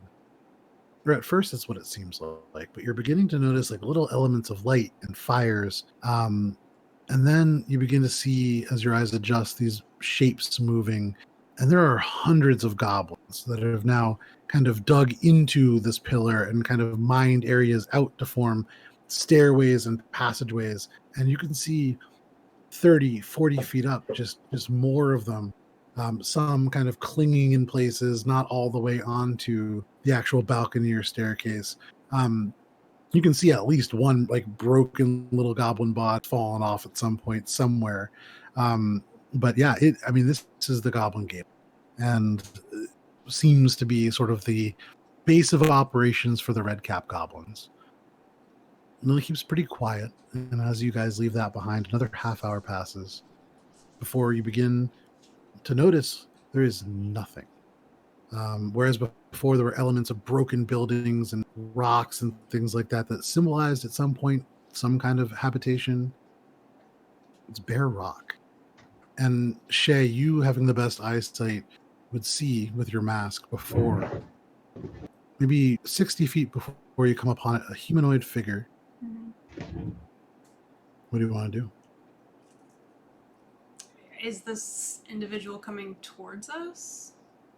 Or is it just standing still? Seems to be standing still. Are they like approaching? Oh no, so No, they're not standing even still. moving. Okay. Nilly, are you sure we're going in the right direction? Oh yeah, how come? Just seems awful barren. Well, because we're getting close to the statuary, and people don't tend to wander here. The Gentle Repose is a pretty isolated place, which makes me think perfect for our needs at the moment. Sounds great. We'll just keep And going. as you draw past, as you keep going, I'm hanging back a little bit just to like keep kind of apprehensive watch Okay. now because I'm a little As you more begin- sus about this dude. Yeah, based and on now the- Heinrich, you begin to see now this humanoid figure. But Nilly, it looks like he sees it, but he just pays it no mind. And as you get closer, you realize it is a statue. Okay. And as you guys walk by, Nilly kind of just like runs his hand across it, like you might like a like a wall in a Nilly school or touchdown, something like yeah. that. Yeah, sure. And he just kind of like caresses as he passes, and he continues walking. Does anybody want to do anything? Okay. Have we Nope. caught up to I mean, him yet? that's a no. You guys have not caught up yet. Okay. We'll get to you guys in a second. But Okay. you guys walk for another 10 minutes and begin to become aware of a shape in the darkness. You see lights in windows. And as you get a little closer, you can see now ignited or lit from the little bits of light escaping from these glass panes, a house. Very out of place. This is almost Victorian in style. You can see in the front the circular turret tower that seems to go up and abutted from the actual home itself. It is 2 stories high, and there is a porch out in the front. You can see almost like a hotel style awning coming out, and in common, and then 2 languages beneath it, which Heinrich, you don't know the bottom one. You've read it enough or seen it enough now to know that the one before it shifts into a readable thing is undercommon. But it reads in beautiful italic writing. The first one, the other one's kind of junky, but for you, come into focus. Sure. The gentle repose. And beyond that hotel style awning, there is a red door with a sort of stained glass looking window, although it's kind of dark and hard to make out the actual shape itself. But as you get closer, you can see with the faint bit of light, it seems to be almost like a man, you told me once, but that Norse style tree. No leaves. Yeah, no leaves on this, and the branches themselves seem to dig down almost to, and then some of them into the ground. But you have reached the gentle repose. Wonderful. Is Nilly up front still? Yep, he's kind of stopping. He has his hands on his hips, just kind of looking at it. Well, it's been a while since I've been here. Anything change?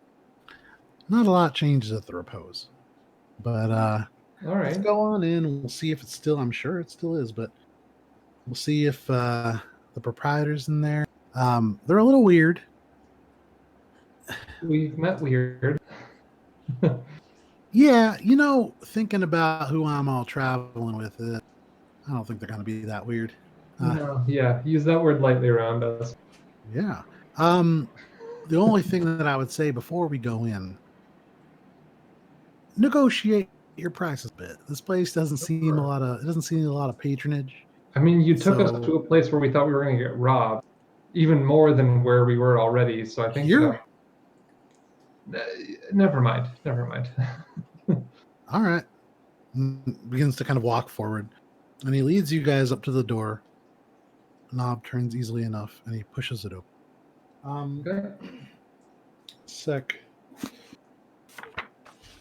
So you step into this beautiful, almost like hotel style lobby. The floor itself is marble, but not white marble. It's this kind of almost eggshell modeled with natural veins of black stone, but set into very, very clear tiles. And they lead after about 20 feet up to a mahogany desk. Beautiful, old, and there is a single, with a couple dents in it, like a silver bell that you would find at like a hotel. Mm-hmm. Behind the desk, you can see very severe features. She is a drow. White hair drawn up into a very, very tight bun. You can see the ears long and pointed, the cheekbones very pronounced and kind of gaunt. She wears around her neck this fairly simple black lace choker, but on her body she has almost like a men's black suit. Button-up jacket. You can see there is some kind of a black shirt underneath. It's fixed with this brooch that looks kind of like a spider. It's maybe gold, but probably more like a polished brass or bronze. She stands with one hand behind her back, the other kind of up at her chest. And as you enter, she smiles and gestures like a welcoming gesture. All of you, welcome to the Gentle Repose. It's been a long time since we've had guests. Are you all staying the evening? Oh, well, thank you for welcoming us. We just Don't found think ourselves. so hard about it. Is there anything I can get you to make you feel more welcome? A glass of wine and a seat would probably be the best place to start, I think. Still the morning. Sorry? Well, Isn't it we've- still the morning? Yeah, we've traveled a while. Yeah. I don't know. I'm just trying to be polite. in I'm a not way. judging. It's about noon 30 right now. Hell yeah! It's It's 1 close o'clock. afternoon. Yeah, it's 1 It's o'clock. fine. That's I just come As on. you say this, her eyes light up and she goes, and she pulls her hand out from behind her back and she is holding a wine jug. Are you kidding me? That is quite the performance. She sets it Expected out of your on. first guess at noon. She sets it on the mahogany desk, and her hand returns behind her back, and she smiles. At the Gentle Repose, we always aim to play. And Wonderful. she pulls Now, out from behind her back now 2 glasses and sets them down. I was about to say, hold on. As she does that, does she?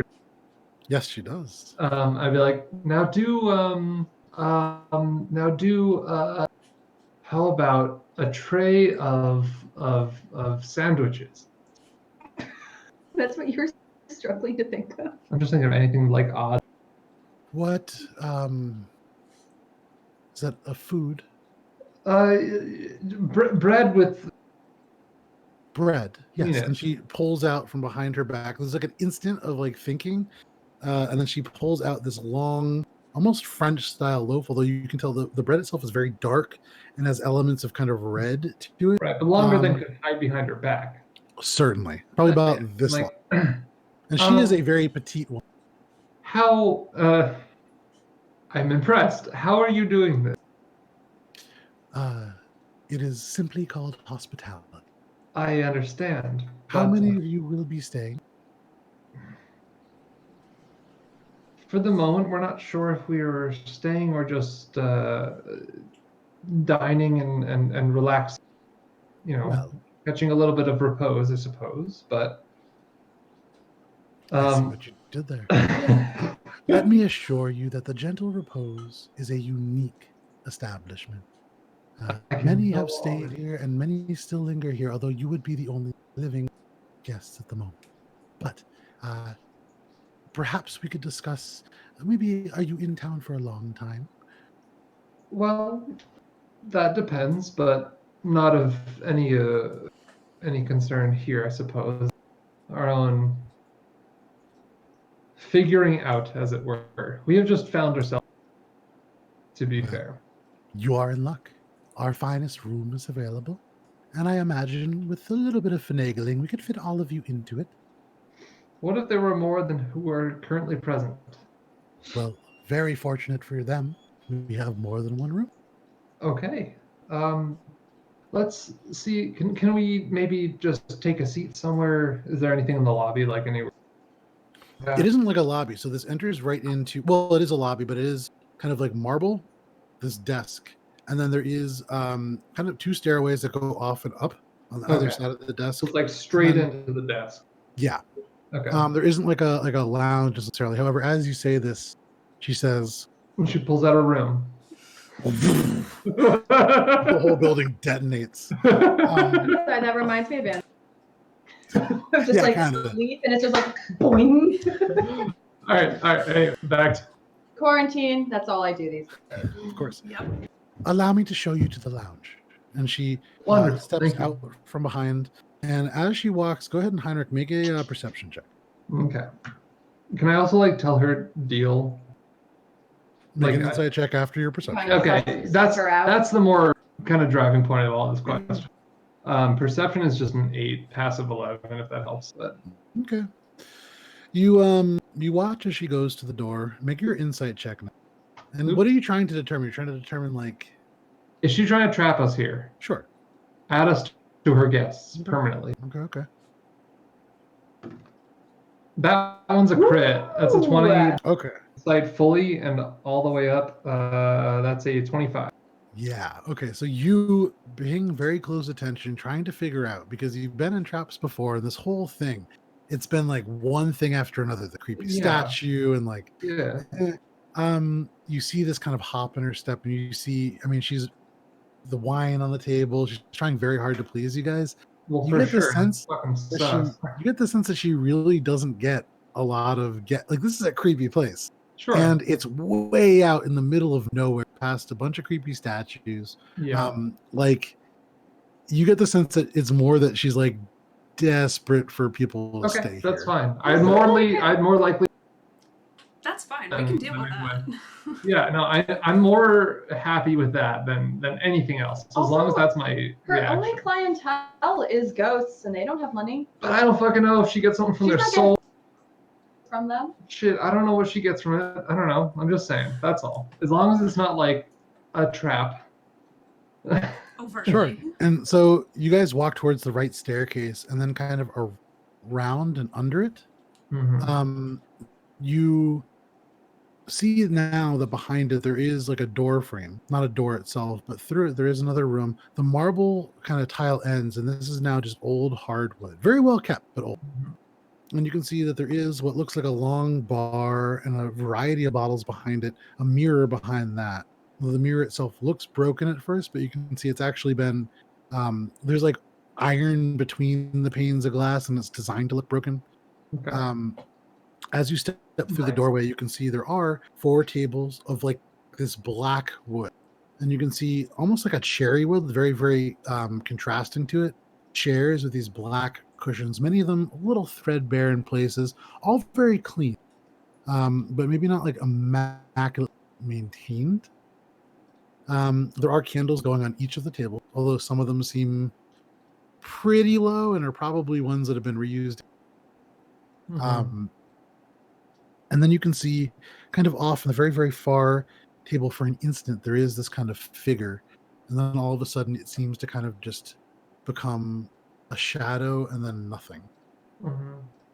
And then at this, you can see this figure. That's just Bertrude. She, and it is yours for whatever you wish. Please feel free to talk, and I'll fetch the wine for you. Is there anything else I can get? At the moment, no. We may have 2 more joining. If you could just show them up to where we are currently, and if before they arrive decide to take a room, then at least show them to ours. Of course. Do these friends have names, descriptions, easy to identify characteristics? No, none at all. Easy to. One is a hill dwarf, and I like kind of cough, just kind of having. Is that, and another. Is that just like a short dwarf, or? Slightly taller than what you would normally see around here. Why do you call him a hill? It is Can never you go mind. with Hill and not the fact that he's crusty? He's old. He's very old. He is. Okay. A wise. His eyes wander in very wide directions off. And then the other one that might be accompanying is a tabaxi, if you are familiar. Yes. So an old dwarf and a tobacco. Correct. Wonderful. I will show them to you as soon as they arrive. Wonderful. I appreciate this very much. So yes, the wine and the bread, that should enough at least for now, while we kind of collect ourselves after our journey. Certainly. And she turns on her heel, and with like another little kind of skip, hops out and fetches the wine, fetches the bread, brings it Notably, back. when she turns around, can I tell if there's any like weird shit? Like, does she have like a bow that she can put her hand into and pull Make a stuff out of? perception check. Or a device She's that pulling them out of her butt? Yeah. No. You watch as her hand kind of definitely moves behind and just straight up her asshole. Yeah, and just yanks like out oh a yes, piece of yes. I mean, hey, if it's quality stuff. Notice she didn't get you a chair. Nope.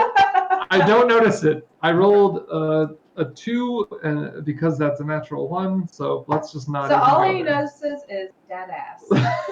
So you begin to watch, and I mean, it's not a lot of ass. She's a very petite woman, it's, but as you begin to kind of turn to look, all of a sudden, the sandy hair and the face of Newlyweds kind of just cross over into your vision. Hey, this is a pretty good place, right? Checks all the boxes, out of the way. It's, I mean, out of place, absolutely. It's quite elegant for what it is, but it does not belong here. That's Well, it's part of the old neighborhood before statuary became a statuary. yes, and apparently exclusively statues. Oh, no, those are people at one point. That's even more unsettling. It's a pretty unsettling story. Up in the pillar beyond here, the statuary, there's the hidden hag, and she's this kind of witch thing that turns people to stone. And people just kind of live around that, I'm assuming. Not anymore. I mean, there used to be a time where there was more than this. This is the closest building you can get. I mean, Was there more? Sorry, was there more behind this building as we're approaching? no, just emptiness. And every now and then, you could presume statues. Yeah. But Okay. I mean, you're still too far away from the pillar proper to see it. Yeah. But I mean, this is in the middle of. Yeah. Okay. So now that we're alone, I suppose it doesn't even harm to ask, Nilly, did you ever enter in through one of the entrances near here? Would you know if people came through here where they might be, if they were have come by not too long ago? Well, I mean, that's a pretty general question. I know, but There's a couple ways in and out of the Undercity, many more than I know. But, nearby here, like specifically the Gentle Repose. no, the statuary area, I suppose. Yeah, I heard that there was somewhere, maybe not near the statuary, but up kind of. Well, I mean, there's the pillar of stairs that you can just walk straight up to Coltron. That's the way you're supposed to go. It's called stairs. right. I mean, it's not. It's a staircase. It's in one of these big hollowed out structures, but apparently there's a lot of rooms off of it to be like a tower of some kind. I'm kind of fuzzy on the details. Never taken it myself because, well, it's the most watched, and if you're trying to get in and out and not make a big scene, it's a little easier to go a different way. Sure. Okay, fair enough. That's all. Is there anyone else in the room? Any other shadow people? Don't see any shadow people. Look over to Shay. I'm like, how are you holding up in that disguise? I mean, Are it's you- moderately uncomfortable, but this whole experience is, so. This is all Yeah. coming out through this Yeah. sheet. Unfortunately, I think it might be.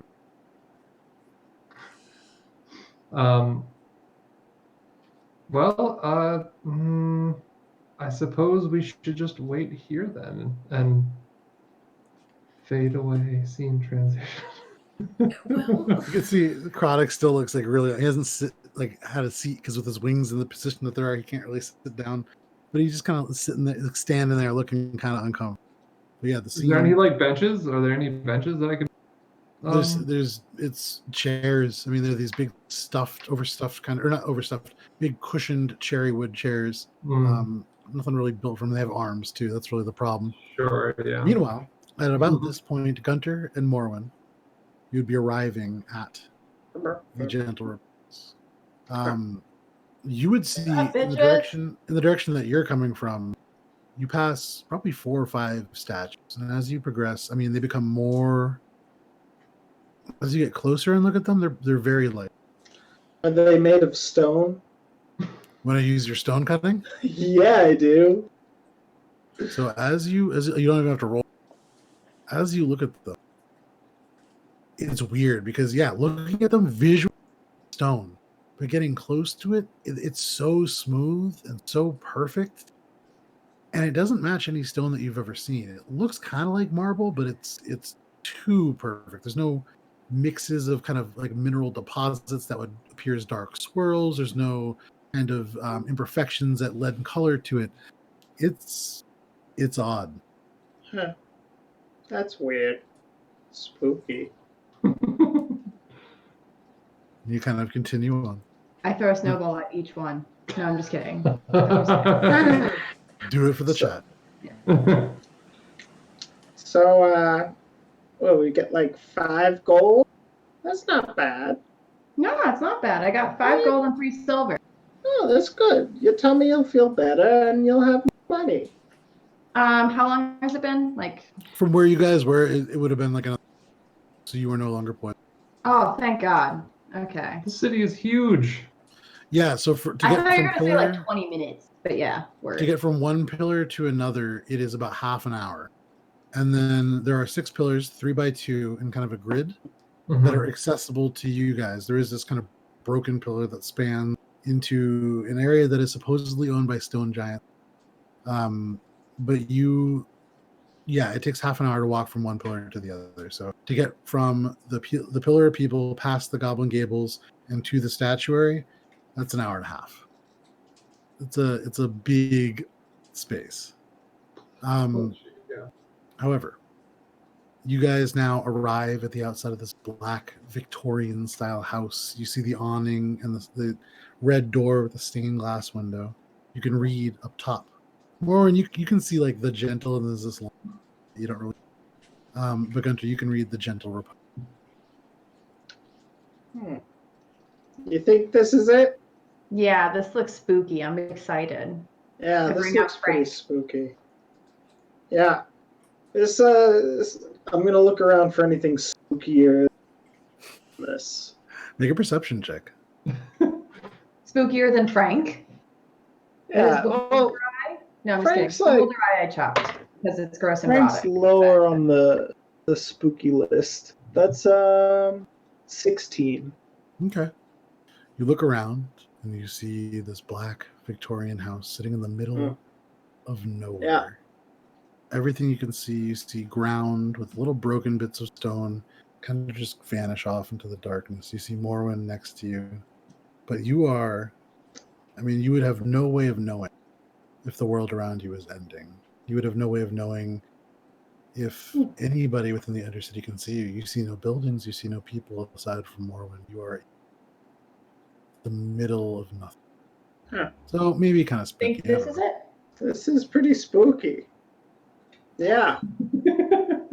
I think this is it. And gonna start making my way in. Come on. Okay.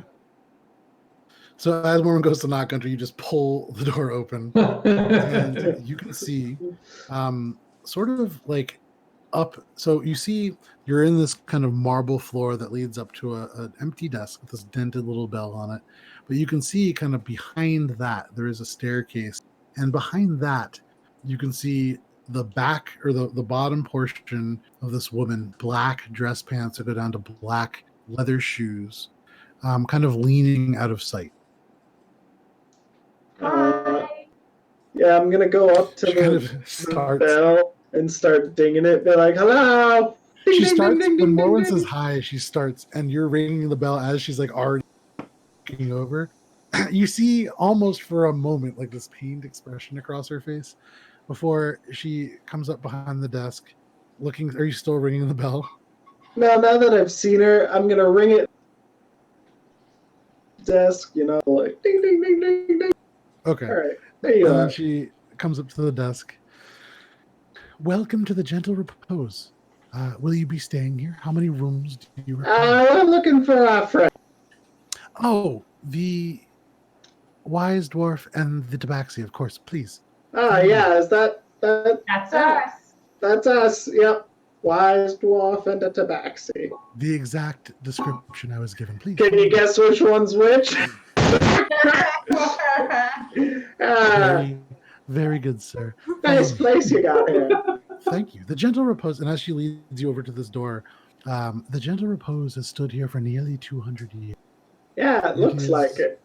Currently without living guests, although I am hopeful for your friends, but we do have a number of spirits. Was that Oh, living? it's okay. Oh, I brought my own. And I bring out Frank. Oh. Ah, charming. Your friends are through here. And she opens the door, and you can see through there. You see Heinrich, and you see Nilly Winslow, and you see Croddick, and you see just the whole group right there. And then you can also see now, there, right as you're walking through, she kind of turns and says, "Can I get you anything before you retire with your friends?" Pretty hungry. Food. Is there any kind of food that you are looking for in particular? Well, what do you got? Well, the Gentle Repose prides itself in always being prepared to meet the tastes of its guests, no matter how varied. Well, how come you don't have any guests? Our location is remote, and not all appreciate Yeah, it's pretty the spooky. You gotta atmosphere of the Gentle Repose. Yes. Yeah. You ever think about like renovating it a little bit? No, I think it's perfect. Don't you? Maybe Thing. give it That's a how I paint feel as job. well. I mean, it's fine. It's just like, a fresh coat of paint never hurt. Indeed. But there is something to be said. Something to for think them. about. Something to think about. I'll take it into considerations. In any case, I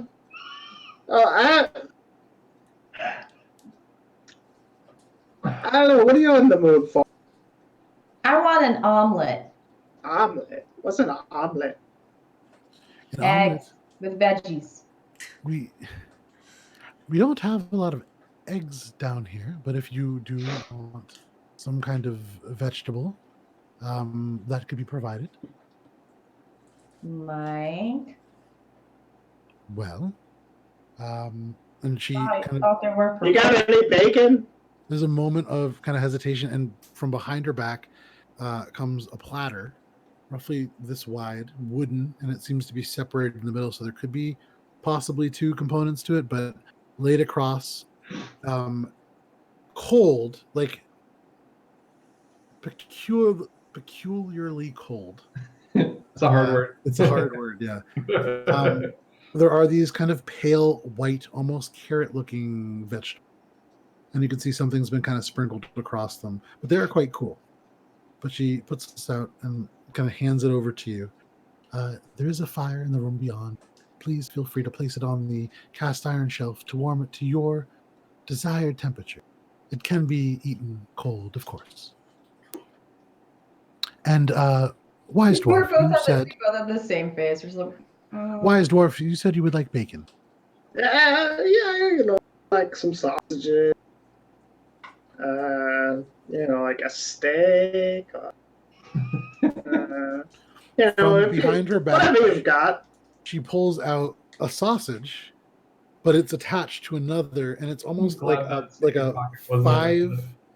five link long, fairly cold links of this sausage, and it looks to be almost a mix of. It looks very much like a blood sausage, although it has elements of something very fatty in it, which probably would lend it a lot of flavor. But she kind of takes it and in one theatrical motion kind of like catches the other loop, now holds this kind of circle of sausage and just kind of holds it. Are they raw? No, they've been cooked before. You should warm them up. They are much better. I'm gonna take a nibble. Okay. Ew. There is a pretty strong earthy irony taste. However, after you get through that initial, and it's not unpleasant as much as it is kind of like raw sausage, but after you get through that initial bit, some of the fat begins to melt in your mouth. And it lends this flavor of both smoky, almost like a mesquite kind of flavor, tangy and smoky. And it's not bad. It would be much better warm. You get the sense. Yeah, I'm gonna heat it up. Yes. Here, put it on my tray, my heating tray. Oh yeah. I'm gonna throw the sausage. It's like a clang, and some of the roots kind of shift around in it. But yeah, you put it on. Yeah, I'm gonna. Yeah. Get anything else to wash it down with? Maybe some bread. Would you like some bread? Your friends already have a loaf in there. Yeah. But perhaps something to wash it down. Maybe a fine dwarf. Oh yeah. Yeah, 2 of those. 2 of those, of course. Eh, And make it 4. Make it okay. 6. No, just the 6. is fine. 6 Okay. is fine. 6 Why don't is you join fine. your friends? Then I'll bring in a tray. That's a lot to carry at once. Okay, well, if it's for the group, then probably 10. Bring 10. 10. Okay. I'm Then for happy the to group. provide 10 dwarven stouts. As we sort of progress into this, how do you intend to pay for all this? How much is it? Yeah, what's For the sausage, going rate? The sausage for the turnip for the 10 dwarven stouts. That'll put you at about 3 pieces of gold. 3 pieces of gold. It is a What bargain. kind of, now I can see Thank you. why you've got. And she- What? Oh, You're not paying. Shut up. give me the last. I want the last piece of the gold. You keep the silver. I'm taking that last piece. Yeah, one's okay. Fine. I was tipping. She doesn't see any business. That's not true. I do see a fair amount of business. It's just Oh, not always okay. allowed. So I take the extra piece and I. Oh, oh, oh, oh, oh, oh. Well, I'll get started on that towards you. And she Yeah. turns and kind of a little less of a spring in her step walks back out. Kind of like Guys- shuffles her feet. Hey, it's your Yeah. uncle. But you guys all find yourself now alone in the lounge of the gentlemen. Oh, welcome. You guys made it. Yeah, we Where's the flyer? well, I said, quick in and out. Quick in and out. We're there and back. I'm cooking the food. Okay. Hmm. As you do this, Gunter, you see this large loom Krota Kenku. The now being in this kind of warmer space, some of the charcoal is kind of like falling off a little bit, and you're beginning to see feathers through it a little bit. But he kind of like, in his awkward fashion, dressed the way he is, walks over to you and bends down. Gunter, What's up, buddy? well, you told me before to go and show Morwen what I could do. What did you- Down. Wait, I heard my name, so I'm Okay. not turning around, but my ears. Okay, make a perception check, Morwen. Just to see if you can hear it. Dropping hot sauce. 23. Okay. You hear What all is of the this. hot goss? So Morwen doesn't turn or acknowledge this in any way, but anybody paying close attention with ears kind of just turn a little bit. Well, Gunter, I did what you said, and I didn't understand it at the moment, but I'm beginning to think that Morwen might have some kind of a feeling for me. Oh, wow. Oh, really? I would have never guessed. Yes, Oh. I was surprised as well, but Well, I'll say. I'm Oh, beginning to think that perhaps she is looking for more than just friendship. What should I do? well, what do you want? Do you want more than friendship? Oh my god, Gunter's my wingman right now? The whole time he really has been. And like pun intended. Dude, he Like, has. He's also ruining Shay's entire family. Yeah, Um, single-handedly. yeah. Oh, let's go to the if anyone though, I'm glad it's Gunter. He's got my back. Where I'm from, Hopefully. we are welcome to pursue the things that we wish to pursue, to find our own truth. Well, then find that truth. In the way that I have chosen to live my life, that has never been something I have considered. There Wow. is truth in emotion. Maybe it is something to think about further. Yeah, well, think about it, but don't think for too long, because then, she'll start to lose interest. So, think about it for like a good amount of time, but then shit, I get off the pot. That is the most Gunter expression. Okay, well done. He jerks his At head back that a little moment, bit. the sausages catch on fire.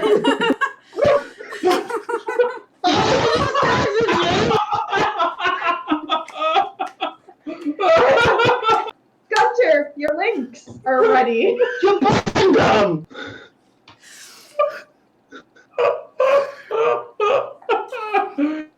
You see Krodek kind of look a little bit. He starts when the sausages happen. He turns to you, Gunter, and says, I see. When you say shit or get off the pot, what you're saying is I should act in the ways in which I think are best, but quickly. Yeah, go with your gut. Do what you want to do, and do it fast, because everything else is moving around you. You're not going to do something; it's gonna be gone. This analogy. I appreciate your words of wisdom, Gunter. Yeah. And he straightens up. The cloak kind of falls away. You can see like mostly Krodek, like untouched by charcoal, but then just like this almost like bird blackface. It's not. Hang on. I'm gonna go and try to adjust, like, fix it up a bit before we go. Okay, make a performance check. Why not? This conversation. That's a has feelings for me. Well, It's shit a or get off. 6. Okay, it's a what? 6. Okay.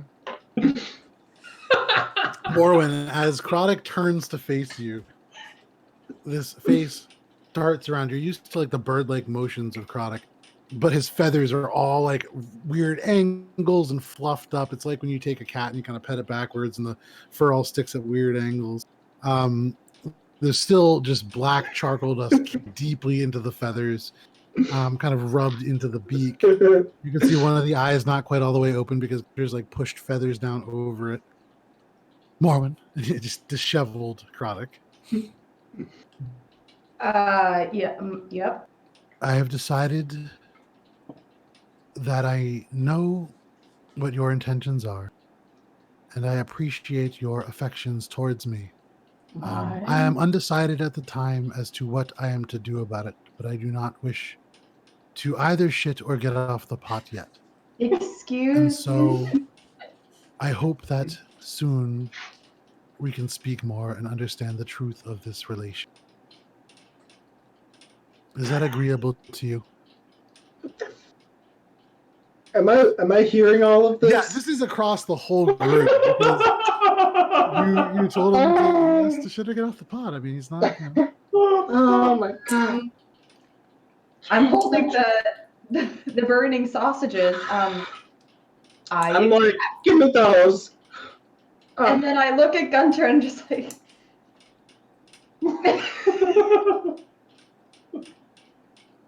I'm just gonna eat the sausage. There's the faint kind of like crunch as the skin that's blackened kind of cracks, and then like I'm shaking my head. I'm like, this fucking Krodek, come on, man. So this kind of quiet Morrowind sort of, everybody hears in this room the faint crackle of fire and the occasional crunch as Gunter eats his link. So where's those beers?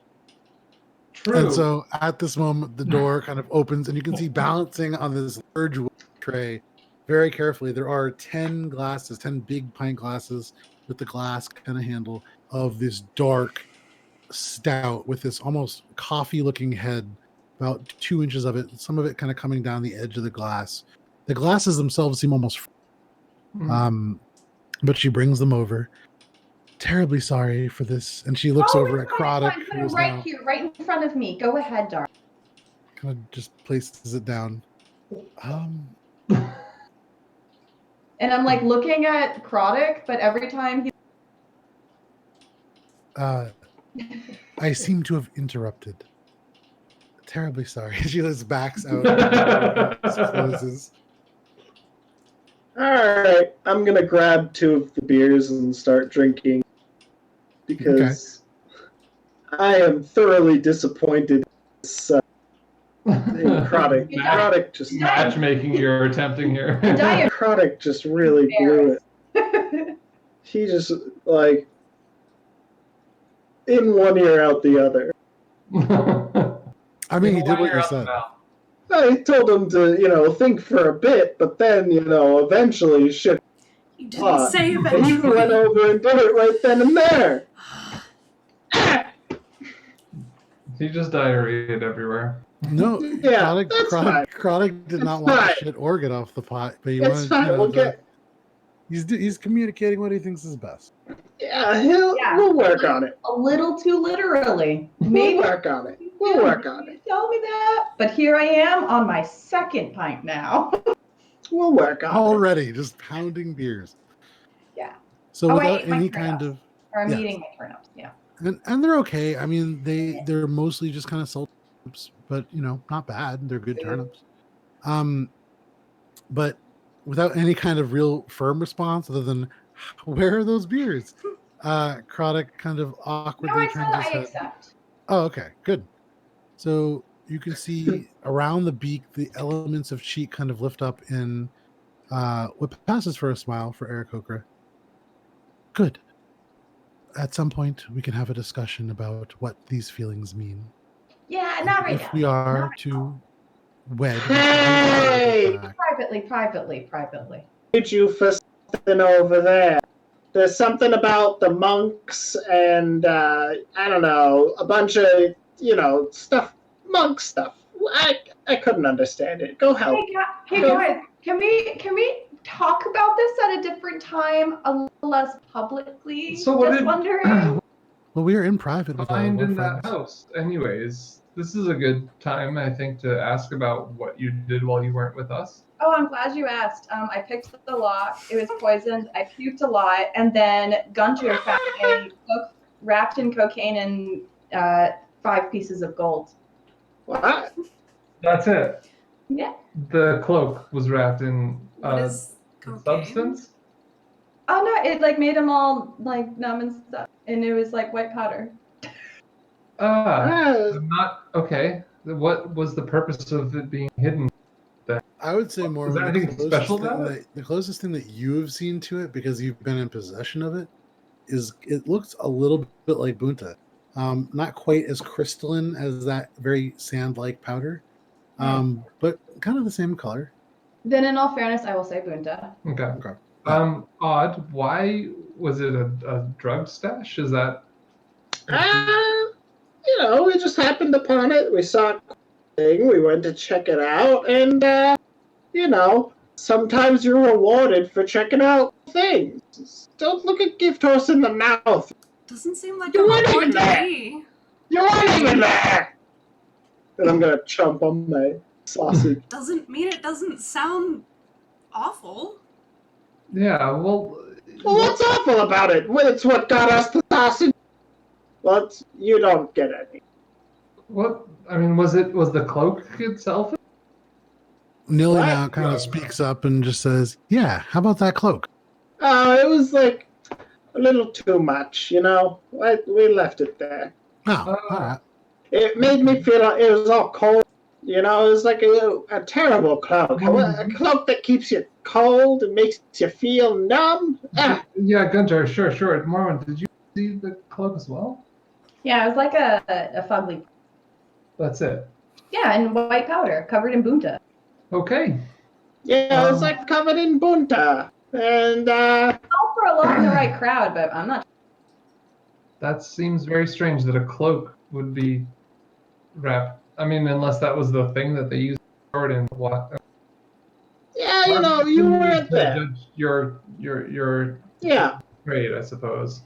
What Well, matters I mean, is we got bunta- 5 gold, and now we have some food and drink. Yeah, grab one of these 10 beers. Yeah, you got- now down you to, got it. sorry, one of these 8 beers. That's okay. one of the 6 beers. I have my Millie, line. Millie but- Winslow just kind of goes over and picks one up. It's actually 6 beers. Because Cheers. It's big. He has to take like two hands for this because he's a gnome, and so it's I like a big cheers thing. him. I cheers him. I'm gonna. Takes the hands and cheers you as well. Nilly, All right, Millie.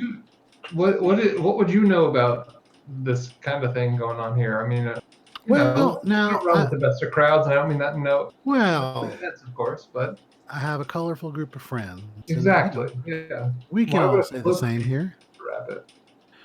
Well, I never heard of Bunta being put into a cloak. That's Right, pretty the whole strange. thing's See, I told you we'd come back with a story. Yeah, and you didn't prove yourself wrong. I appreciate that. Yeah.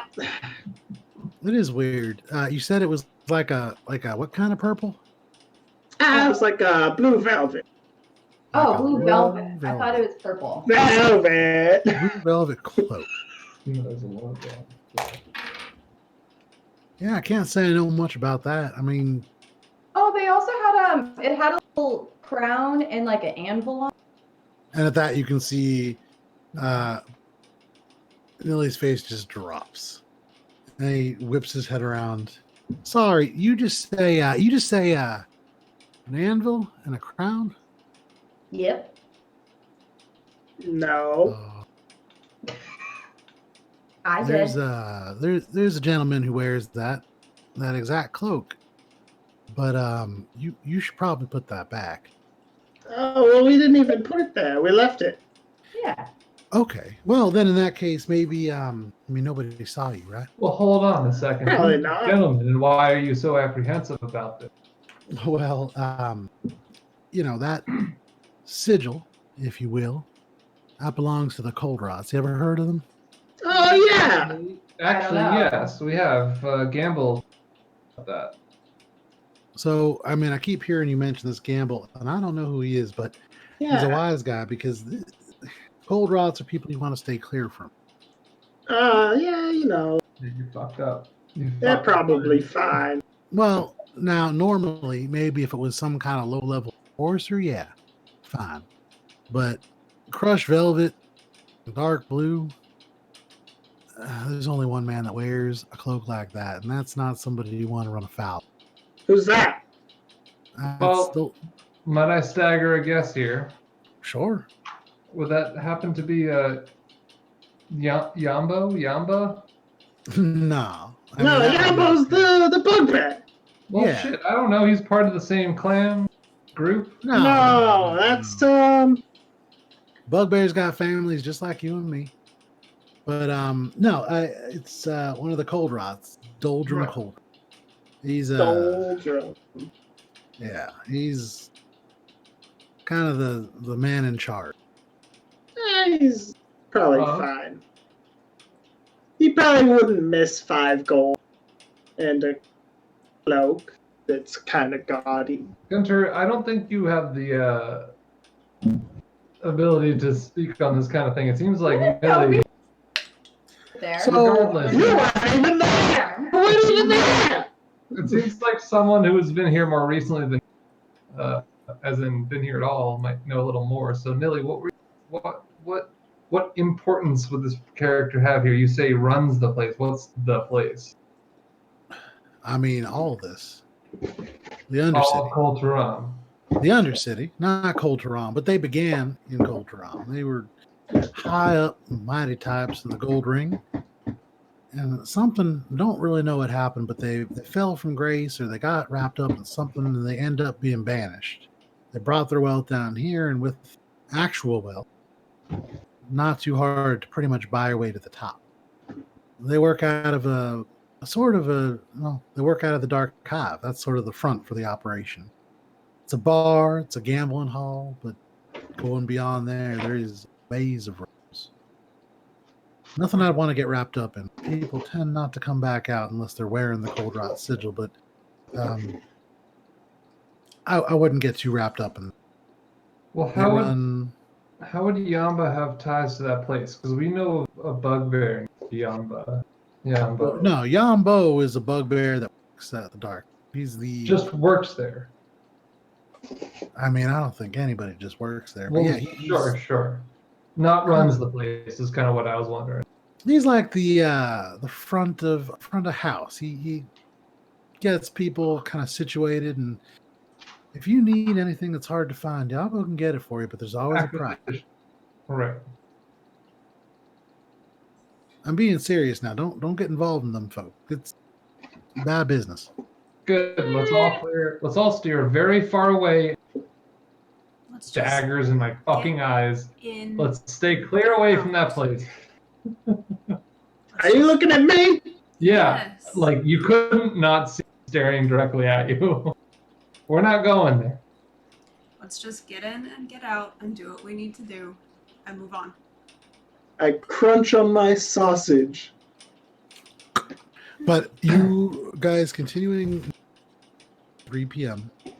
give or take. It's hard to tell, and I will say it's going to get harder and harder to keep track of time the longer you're beneath the ground because there is no real reference for what time it is. Mm-hmm.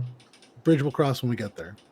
Cool. But because it is about 12:30, oh shit. this is where we're going to come to a stop for tonight.